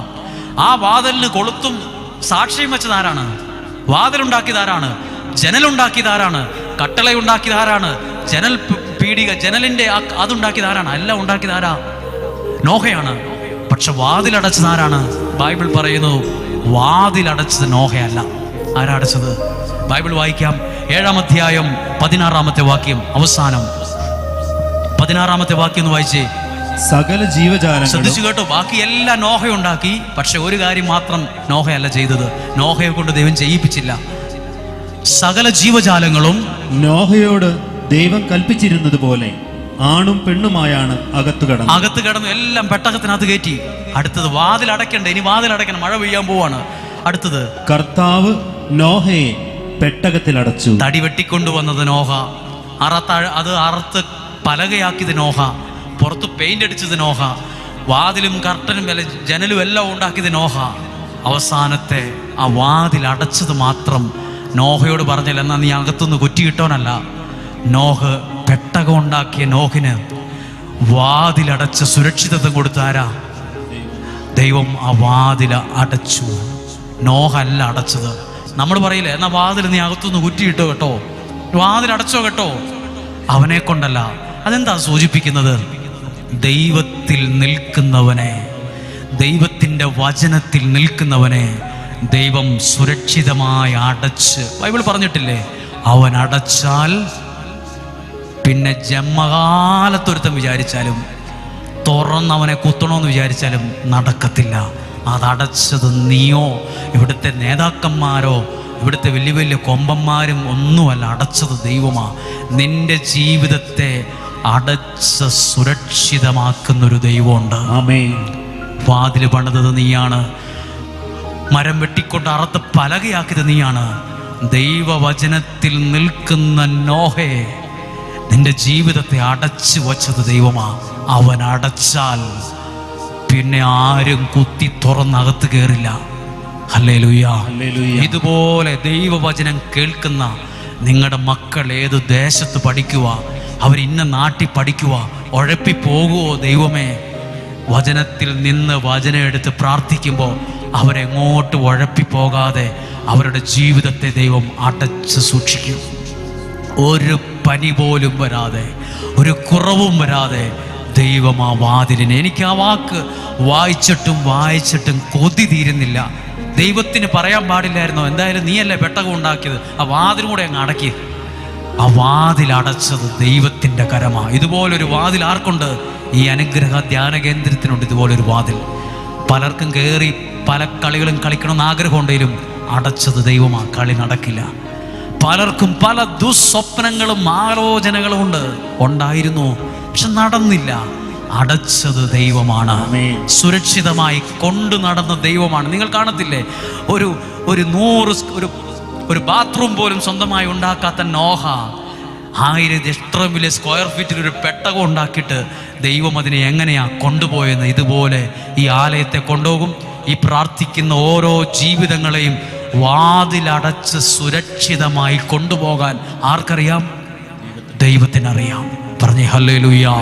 ഒന്ന് പറഞ്ഞേ ഹല്ലേലൂയ. അടുത്തത് ഇനി വളരെ ശ്രദ്ധിക്കണം, വളരെ ശ്രദ്ധിച്ചേ പറ്റൂ. ഇത് ഇത് ഇന്ന് ആ നോഹിന്റെ കാലം പോലത്തെ വേറൊരു കാലമായത്. എല്ലാം പ്രശ്നമുള്ള കാലമാണ്. യുദ്ധം, പ്രശ്നങ്ങൾ, പ്രതിസന്ധി, പട്ടിണി. ഇന്ന് പോലെയല്ല നാളെ വാർത്ത കേൾക്കുമ്പോഴാണ് അറിയുന്നത് ഇതാ അപ്പുറത്ത് പ്രശ്നങ്ങൾ, ആ രാജ്യം ഈ രാജ്യത്തോട് യുദ്ധം പ്രഖ്യാപിക്കുന്നു. മൊത്തത്തിൽ അപകടം, പേടി, ഭയം. ഇന്നത്തെ സാഹചര്യം മാറാൻ അരമണിക്കൂർ മതി. പേടിച്ച് ജീവിക്കുന്ന കാലമാണ്. ശ്രദ്ധിച്ചോ, ദൈവവചനത്തിൽ നിൽക്കുന്നവനെ ദൈവം സൂക്ഷിക്കും. എന്നിട്ട് മഴ പെയ്തു, വെള്ളം പൊങ്ങി വന്ന് എവിടം വരെ എത്തിയെന്നറിയാമോ? ഉയർന്നു നിന്ന മലകൾ പോലും. ബൈബിൾ എഴുതിയിരിക്കുന്ന വാക്കെന്നറിയാമോ? 19-ാമത്തെ വാക്യം ഒന്ന് വായിച്ചേ. ഒന്ന് ശ്രദ്ധിച്ചു കേട്ടോ വാക്യം. ജലനിരപ്പ് വളരെ ഉയർന്നു. ജലനിരപ്പ് ഉയർന്നു. അപ്പോഴോ ആകാശത്തിന് താഴെ തലയുയർത്തി നിന്ന്. എങ്ങനെ നിന്ന? ചില ആളുകൾ നമ്മളെ കാണുമ്പോൾ അങ്ങനെയാ, ഭയങ്കര അഹംഭാവമാ, ഭയങ്കര എന്തോ ആണെന്ന ഭാവമാ. തല ഉയർത്തി അധികം വീടുണ്ട്, കളറുണ്ട്, ഞങ്ങൾ അങ്ങനെ പഠിപ്പുള്ളവരാണ്, ഞങ്ങൾ വലിയ ആൾക്കാരാണ്. അന്നും ഉണ്ടായിരുന്നു തല ഉയർത്തി നില കൊമ്പന്മാര്. പക്ഷെ എന്ത് സംഭവിച്ചൊരു പ്രശ്നം വന്നപ്പം തല ഉയർത്തി നിന്ന സകലതും വെള്ളത്തിനടിയിലായി താന്നു നിൽക്കുക, വെള്ളത്തിന്റെ അടിയിൽ ചെയ്യാൻ തുടങ്ങി. പ്രിയപ്പെട്ടവരെ, ചിലർ പറയും എനിക്ക് വിദേശത്തുനിന്ന് പണമുണ്ട്, എൻ്റെ കൊച്ചുങ്ങൾ ഒരെണ്ണം അവിടെ ഒരെണ്ണം ഇവിടെ, എനിക്ക് സമ്പത്തിന് ബുദ്ധിമുട്ടില്ല. സുഹൃത്തേ, ദൈവത്തിന് നിന്നെ മുട്ടുകുത്തിക്കാൻ ഒരു ദിവസം മതി. വിദേശ പണമുണ്ട്, എനിക്ക് വീടുണ്ട്, എൻ്റെ വീടിൻ്റെ മുകളിൽ ഒരു നിലയുണ്ട്, എനിക്ക് ഇഷ്ടം പോലെ ലോക്കറിൽ സ്വർണ്ണം ഇരിപ്പുണ്ട്. നിന്നെ മുട്ടുകുത്തിക്കാൻ 1/2 മണിക്കൂർ മതി ദൈവത്തിന്. ഇതിനേക്കാൾ വലിയ കൊമ്പന്മാർ എന്ന് മുട്ടുകുത്തിയാ നിൽക്കുന്ന വെള്ളത്തിൻ്റെ അടിയിലായി പോയി. ഒരാൾ പറഞ്ഞു എൻ്റെ കയ്യിൽ ഫിക്സഡ് പണം ഇരിപ്പുണ്ട്. ഫിക്സഡ് പണം ഇറങ്ങിപ്പോകാൻ ഒരു രോഗം പോരെ, ഒരു രോഗം പോരെ. ഫിക്സഡ് അല്ലാത്തതും ഒക്കെ ഒഴുകി പോകാൻ അത്രയും മതി, കുഞ്ഞത് മതി. തല ഉയർത്തി നിന്നതല്ല, പിന്നെയോ ദൈവവചനത്തിൽ നിന്നതായി ഇപ്പൊ തല ഉയർത്തി നിൽക്കുന്നത്. ശ്രദ്ധിച്ചോ, ഈ പ്രശ്നം വരുന്നതിന് മുമ്പ് തല ഉയർത്തി നിന്നത് ഇന്ന് നിൽക്കുന്നത് വെള്ളത്തിന്റെ അടിയിലാണ്. ഇത് മലകളെയും കുന്നുകളെയും ഒന്നും നോക്കിയിട്ട് മാത്രമല്ല. ഇന്ന് നോക്ക്, പലരും വലിയ ഭാവമുള്ളവരായിരുന്നു, കണ്ട മൈൻഡ് ചെയ്യത്തില്ല, എന്തോ വലിയ ആളാണെന്ന ഭാവവും അഹങ്കാരവും തണ്ടും അടിക്കടി ഇടിക്കിടി തല ഉയർത്തി നിന്നതൊക്കെയും ഇന്ന് വെള്ളത്തിന്റെ അടിയിലാണ് പലതും. എന്നാൽ അന്ന് ദൈവത്തിന്റെ വാക്കിൽ നിന്ന് ഇപ്പൊ നോഹിന്റെ പെട്ടകം വെള്ളത്തിന്റെ അടിയിലാണോ അതോ തല ഉയർത്തി നിൽക്കുകയാണോ? നോഹും നോഹിന്റെ കുടുംബവും ദൈവത്തിലും ദൈവത്തിന്റെ വചനത്തിലും പെട്ടകമുണ്ടാക്കിയ നോഹും കുടുംബവും ഇതാ വെള്ളത്തിന്റെ മുകളിൽ തല ഉയർത്തി നിൽക്കുന്നു. തല ഉയർത്തി കൊമ്പാണ്, വലിയ സംഭവമാണെന്ന് പറഞ്ഞത് പലതും വെള്ളത്തിന്റെ അടിയിൽ ചെയ്യാൻ തുടങ്ങിയിരിക്കുന്നു. ദൈവമാ തല ഉയർത്തുന്നത്, ദൈവം തല ഉയർത്തും. ഇതെന്താ പഠിപ്പിച്ചത്? നമ്മളിത് പഠിക്കാനുണ്ട് പ്രിയപ്പെട്ടവരെ, പഠിക്കാനുണ്ട്. ഒരാൾ പറഞ്ഞു, അമ്മയുടെ ഒരു കോപ്പിലെ ദൈവം, അമ്മയുടെ ഒരു കോപ്പിലെ പ്രാർത്ഥന, എപ്പോഴും ആരാധന. ഇങ്ങനെ പറഞ്ഞ കുഞ്ഞുങ്ങളാണോ രക്ഷപ്പെട്ടത്? ഇങ്ങനെ പറഞ്ഞ കുഞ്ഞുങ്ങളൊക്കെ വലിയ സംഭവമാണെന്ന് പറഞ്ഞതൊക്കെ വഴിമുട്ടി നിൽക്കുകയാണ്, വെള്ളത്തിൻ്റെ അടിയിലായി.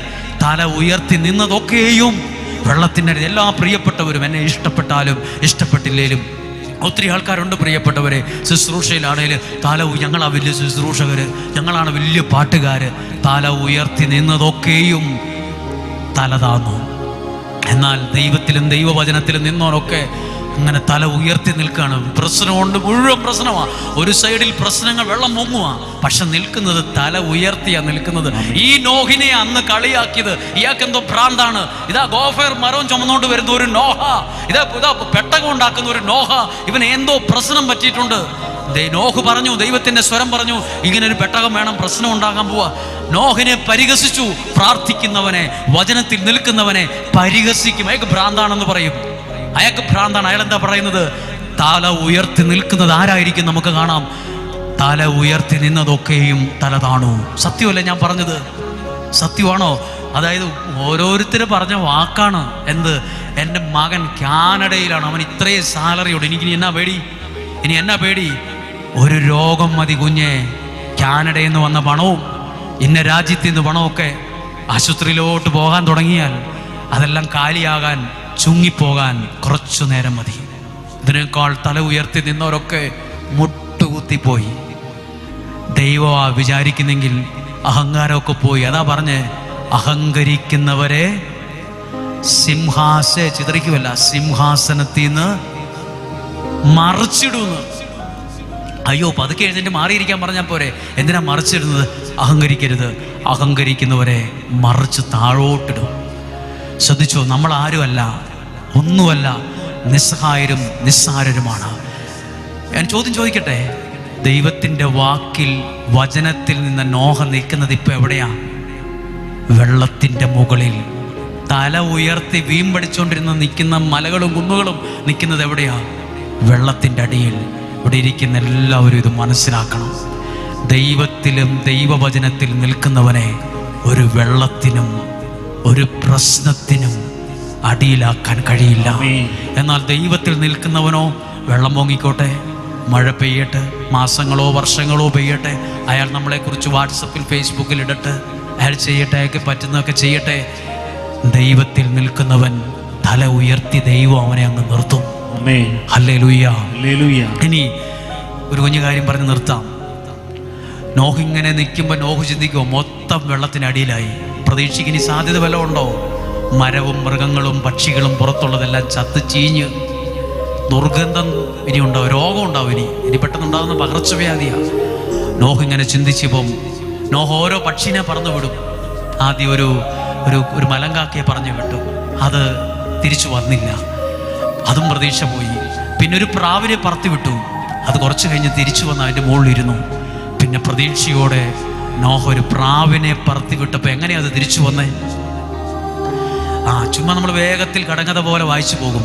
നോഹ് പറത്തിവിട്ട പ്രാവ് എവിടെയോ കിടന്ന ഒരു ഒലിവില കൊത്തിക്കൊണ്ടുവന്ന് നോഹിൻ്റെ അടുത്തേക്ക് പറന്നു വന്നു. നോഹ കൈ നീട്ടി അതിനെ പിടിച്ചു. നോഹയ്ക്ക് മനസ്സിലായി ദൈവം പ്രതീക്ഷയ്ക്ക് വക നൽകുകയാണ്. ഇതുപോലെ ഇപ്പോൾ നിങ്ങൾ കേൾക്കുന്ന ഈ വചനവും ഈ ശുശ്രൂഷയും നിങ്ങളുടെ ജീവിതത്തിലേക്ക് ഒലിവില കൊത്തിക്കൊണ്ടുവരുന്ന പ്രാവ് പോലെയാണ്. എല്ലാം പ്രതീക്ഷയും പോയി, കടവ, ജോലിയില്ല, സാമ്പത്തികമില്ല, കുടുംബജീവിതം തകർന്നു. ഈ ശുശ്രൂഷ, ഈ വചനം ഒലിവില കൊത്തിക്കൊണ്ടുവരുന്ന പ്രാവാണ് ഞാനും. ഈ പ്രസംഗിക്കുന്ന ഞാൻ ഒരു ഒലിവില കൊത്തിക്കൊണ്ട് നിങ്ങളുടെ അടുത്തേക്ക് പറന്നു വരികയാണ്. സുഹൃത്തെ, നിന്റെ ഭാവി ശരിയാകും. ഈ വെള്ളമൊക്കെ ഇറങ്ങും, ഈ ചെളിയൊക്കെ മാറി നിനക്ക് സുന്ദരമായി ജീവിക്കാൻ പറ്റും. നിന്റെ കുടുംബജീവിതം അനുഗ്രഹമാകും. ആ ഒലിവില നിന്നോട് ഒരുപാട് കാര്യങ്ങൾ പ്രസംഗിക്കും. ഒരുപാട് കാര്യങ്ങൾ. എല്ലാം നഷ്ടപ്പെട്ട സ്ഥലത്തു നിന്ന് നോഹ് ആരംഭിച്ചത് ഒരു ഒലിവിലയിൽ നിന്നാണ് തുടങ്ങിയത്. ഒരു ഒലിവിലയിൽ നിന്ന് വല്ലതും തുടങ്ങാൻ പറ്റുമോ? ഒലിവില കൊത്തിക്കൊണ്ടുവന്നിട്ട് വല്ല കാര്യമുണ്ടോ? അതിലും കാര്യമുണ്ട്. പ്രതീക്ഷയുടെ ചെറിയ ഇലയ്ക്ക് പോലും ഒരു ജീവിതത്തെ കൊണ്ടുവരാൻ, ഉയർത്തിക്കൊണ്ടുവരാൻ പറ്റും. പറഞ്ഞേ ഹല്ലേലൂയ. അങ്ങനെയെങ്കിൽ ഇരുന്നോണ്ട് കണ്ണുകളെ ഒന്ന് അടച്ച് നമ്മൾ മനോഹരമായ സാക്ഷ്യങ്ങളൊക്കെ ഒന്ന് കേൾക്കുവാൻ പോവുകയാണ്. സാക്ഷ്യം പറയാൻ ഒരുങ്ങിയിരിക്കുന്നവർ ഒന്ന് മനസ്സോടെ ഇരിക്കുക. ഒന്ന് ശ്രദ്ധിച്ചേ, ഒന്ന് മനസ്സിലേക്ക് കൊണ്ടുവന്ന് എന്നതാ കേട്ടത്? എന്തുകൊണ്ടാ ബേദ് ബെൽറ്റ് കൊണ്ട് അരമുറുക്കണം? സത്യം കൊണ്ട്. എന്താ സത്യം? ദൈവവചനമാണ് സത്യം. അതാണ് സത്യവേദ പുസ്തകം എന്ന് പറയും. സത്യം കൊണ്ട് അരമുറുക്കണം. അതേല അനുഗ്രഹങ്ങൾ ഘടിപ്പിച്ചു വച്ചിരിക്കുന്നത്. നമുക്ക് വചനങ്ങളില്ല, നമുക്ക് 100,000 പ്രാർത്ഥനകളുണ്ട്, വചനത്തിന് വില കൊടുക്കുന്നില്ല. നിയോഗ പ്രാർത്ഥന എന്താണെന്നറിയാമോ? ദൈവവചനത്തിന് വില കൊടുത്തുള്ള പ്രാർത്ഥനയാണ്. വചനത്തിൻ്റെ മൂർച്ചയെ വെളിപ്പെടുത്തുന്ന പ്രാർത്ഥനയാണ്. അത് എഴുതി വെച്ച നിയോഗങ്ങളിൽ അത് വെളിപ്പെടും. അത് അടയാളമായി വരും, അത് അനുഗ്രഹമായി വരും. ഒന്ന് പ്രാർത്ഥിച്ചേ. സുവിശേഷത്തിൻ്റെ ചെരുപ്പ് ധരിച്ച്, നീതിയുടെ കവചം, നീതിയുടെ വസ്ത്രം. ഒരാളെ കുറിച്ചും ഇല്ലാവചനം പറയരുത്. നിനക്ക് നീതിയുടെ വസ്ത്രമില്ല. വേറൊരുവന്റെ കല്യാണം മുടക്കരുത്. നിന്റെ നീതിയുടെ വസ്ത്രം നിനക്കില്ല. വേറൊരാളുടെ പേര് കളയരുത്, അവൻ്റെ സ്ഥലക്കച്ചവടം കളയരുത്, അവൻ്റെ ശുശ്രൂഷ കളയരുത്, ആ പള്ളിയെക്കുറിച്ച്, ആ ആലയത്തെക്കുറിച്ച് ഇല്ലാവചനം പറയരുത്. തെറി പറയുന്നവരുടെ കൂടെ നിന്ന് തെറി പറഞ്ഞ് ബഹളം ഉണ്ടാക്കരുത്. നിനക്ക് എവിടെയാ നീതി വസ്ത്രം? എന്തിയെ നിന്റെ നീതി വസ്ത്രം? പിശാച് അയച്ച സകല അസ്ത്രങ്ങളും നെഞ്ചത്തേക്ക് വന്ന് കയറിയത് നീതി വസ്ത്രം ഇല്ലാത്ത പോയത് കൊണ്ടാ. എന്നാൽ ആ ഇല്ലാത്ത വസ്ത്രത്തെ ഇന്ന് ധരിക്കണം. സത്യം കൊണ്ട് അരമുറുക്കി നീതിയുടെ വസ്ത്രം ധരിച്ച് സുവിശേഷത്തിന്റെ പാദരക്ഷകൾ ഇരുന്നാൽ എന്നാ ഗുണമെന്നറിയാമോ? ശത്രു എയ്തു വിടുന്ന കൂരമ്പുകൾ ജീവിതത്തിൽ വരുമ്പോൾ അത് കേട്ടുപോകും, അത് തകർന്നു പോകും. നിനക്കൊരു കുറവും വരത്തില്ല. പ്രിയപ്പെട്ടവരെ, നോഹിന്റെ പെട്ടകം ദൈവത്തിലും ദൈവവചനത്തിലും നിന്ന നോഹ് പ്രശ്നവും വെള്ളപ്പൊക്കവും ഉണ്ടായിട്ടും നിന്നത് തല ഉയർത്തിയാണ്. അന്ന് തല ഉയർത്തി നിന്ന് പരിഹസിച്ച, വിമർശിച്ച പലതും വെള്ളത്തിന്റെ അടിയിലായി. സുഹൃത്തെ, എനിക്ക് വിദേശ പണമുണ്ട്, എനിക്ക് ജോലിയുണ്ടെന്ന് പറയരുത്. നിന്നെ മുട്ടുകുത്തിക്കാൻ 1.5 മണിക്കൂർ മതി. എനിക്കിഷ്ടം പോലെ ഫിക്സഡ് ബാങ്ക് ഡിപ്പോസിറ്റ് എൻ്റെ ബാങ്ക് ലോക്കറിൽ സ്വർണം വെച്ച് സൂക്ഷിച്ചു വെച്ചിരിക്കുകയാണ്. എനിക്കിങ്ങനെ ഒരു പ്രശ്നവുമില്ല. ഒരു രോഗം മതി, ഇതൊക്കെ ഇറങ്ങി തോട്ടിലെ വെള്ളം പോലെ പോകാൻ. കുഞ്ഞു കാര്യങ്ങൾ മതി. ഒന്നുമല്ല, നമ്മൾ ദൈവത്തിന്റെ വചനത്തിൽ നിൽക്കുകയാണോ, തല ഉയർത്തി നിർത്താൻ പറ്റും. തല ഉയർത്തി നിൽക്കാൻ പറ്റും. പാപത്താൽ എന്നിൽ വന്ന ശാപക്കാരകൾ നീക്കി ശോഭിത നീതി വസ്ത്രം ആഭരണമായി നൽകി. ആമേൻ, ആമേൻ. ഹല്ലേലൂയ. യേശുവേ, എന്റെ നിയോഗത്തെ അങ്ങ് സ്വീകരിച്ച് സാധിച്ചു തരണമേ. യേശുവേ, എന്റെ നിയോഗത്തെ അങ്ങ് സ്വീകരിച്ച് അങ്ങ് സാധിച്ചു തരണമേ. യേശുവേ, എന്റെ നിയോഗത്തെ അങ്ങ് സ്വീകരിച്ച് എനിക്ക് സാധിച്ചു തരണമേ. യേശുവേ, എന്റെ നിയോഗത്തെ അങ്ങ് സ്വീകരിച്ച് സാധിച്ചു തരണമേ. യേശുവേ, എന്റെ നിയോഗത്തെ അങ്ങ് സ്വീകരിച്ച് സാധിച്ചു തരണമേ. ആമേൻ. ഹല്ലേലൂയ, ഹല്ലേലൂയ. ഇങ്ങനെയൊന്ന് പ്രാർത്ഥിച്ചേ. കർത്താവായ യേശുവേ, എന്റെ ആ നിയോഗത്തെ അങ്ങയുടെ കരങ്ങളിൽ സ്തുതിച്ച് പ്രാർത്ഥിച്ചുകൊണ്ട് ഞാൻ ഏൽപ്പിച്ചു തരുന്നു. ഒന്ന് സ്തുതിച്ച് പ്രാർത്ഥിച്ചേ. Hallelujah, hallelujah. യേശുവേ, ഒന്നാമത്തെ നിയോഗത്തിന് വേണ്ടി പ്രാർത്ഥിക്കുന്നു. ഒന്നാമത്തെ നിയോഗത്തിന് വേണ്ടി പ്രാർത്ഥിക്കുന്നു. ഒന്നാമത്തെ ആവശ്യത്തിന് വേണ്ടി പ്രാർത്ഥിക്കുന്നു. ആ ഒരു കരുണ ലഭിക്കുവാൻ പ്രാർത്ഥിക്കുന്നു. പരിശുദ്ധാത്മാവ് നിറയാൻ പ്രാർത്ഥിക്കുന്നു. ആ നിയോഗത്തിന്റെ മേൽ വിടുതൽ സംഭവിക്കാൻ പ്രാർത്ഥിക്കുന്നു. Hallelujah, hallelujah.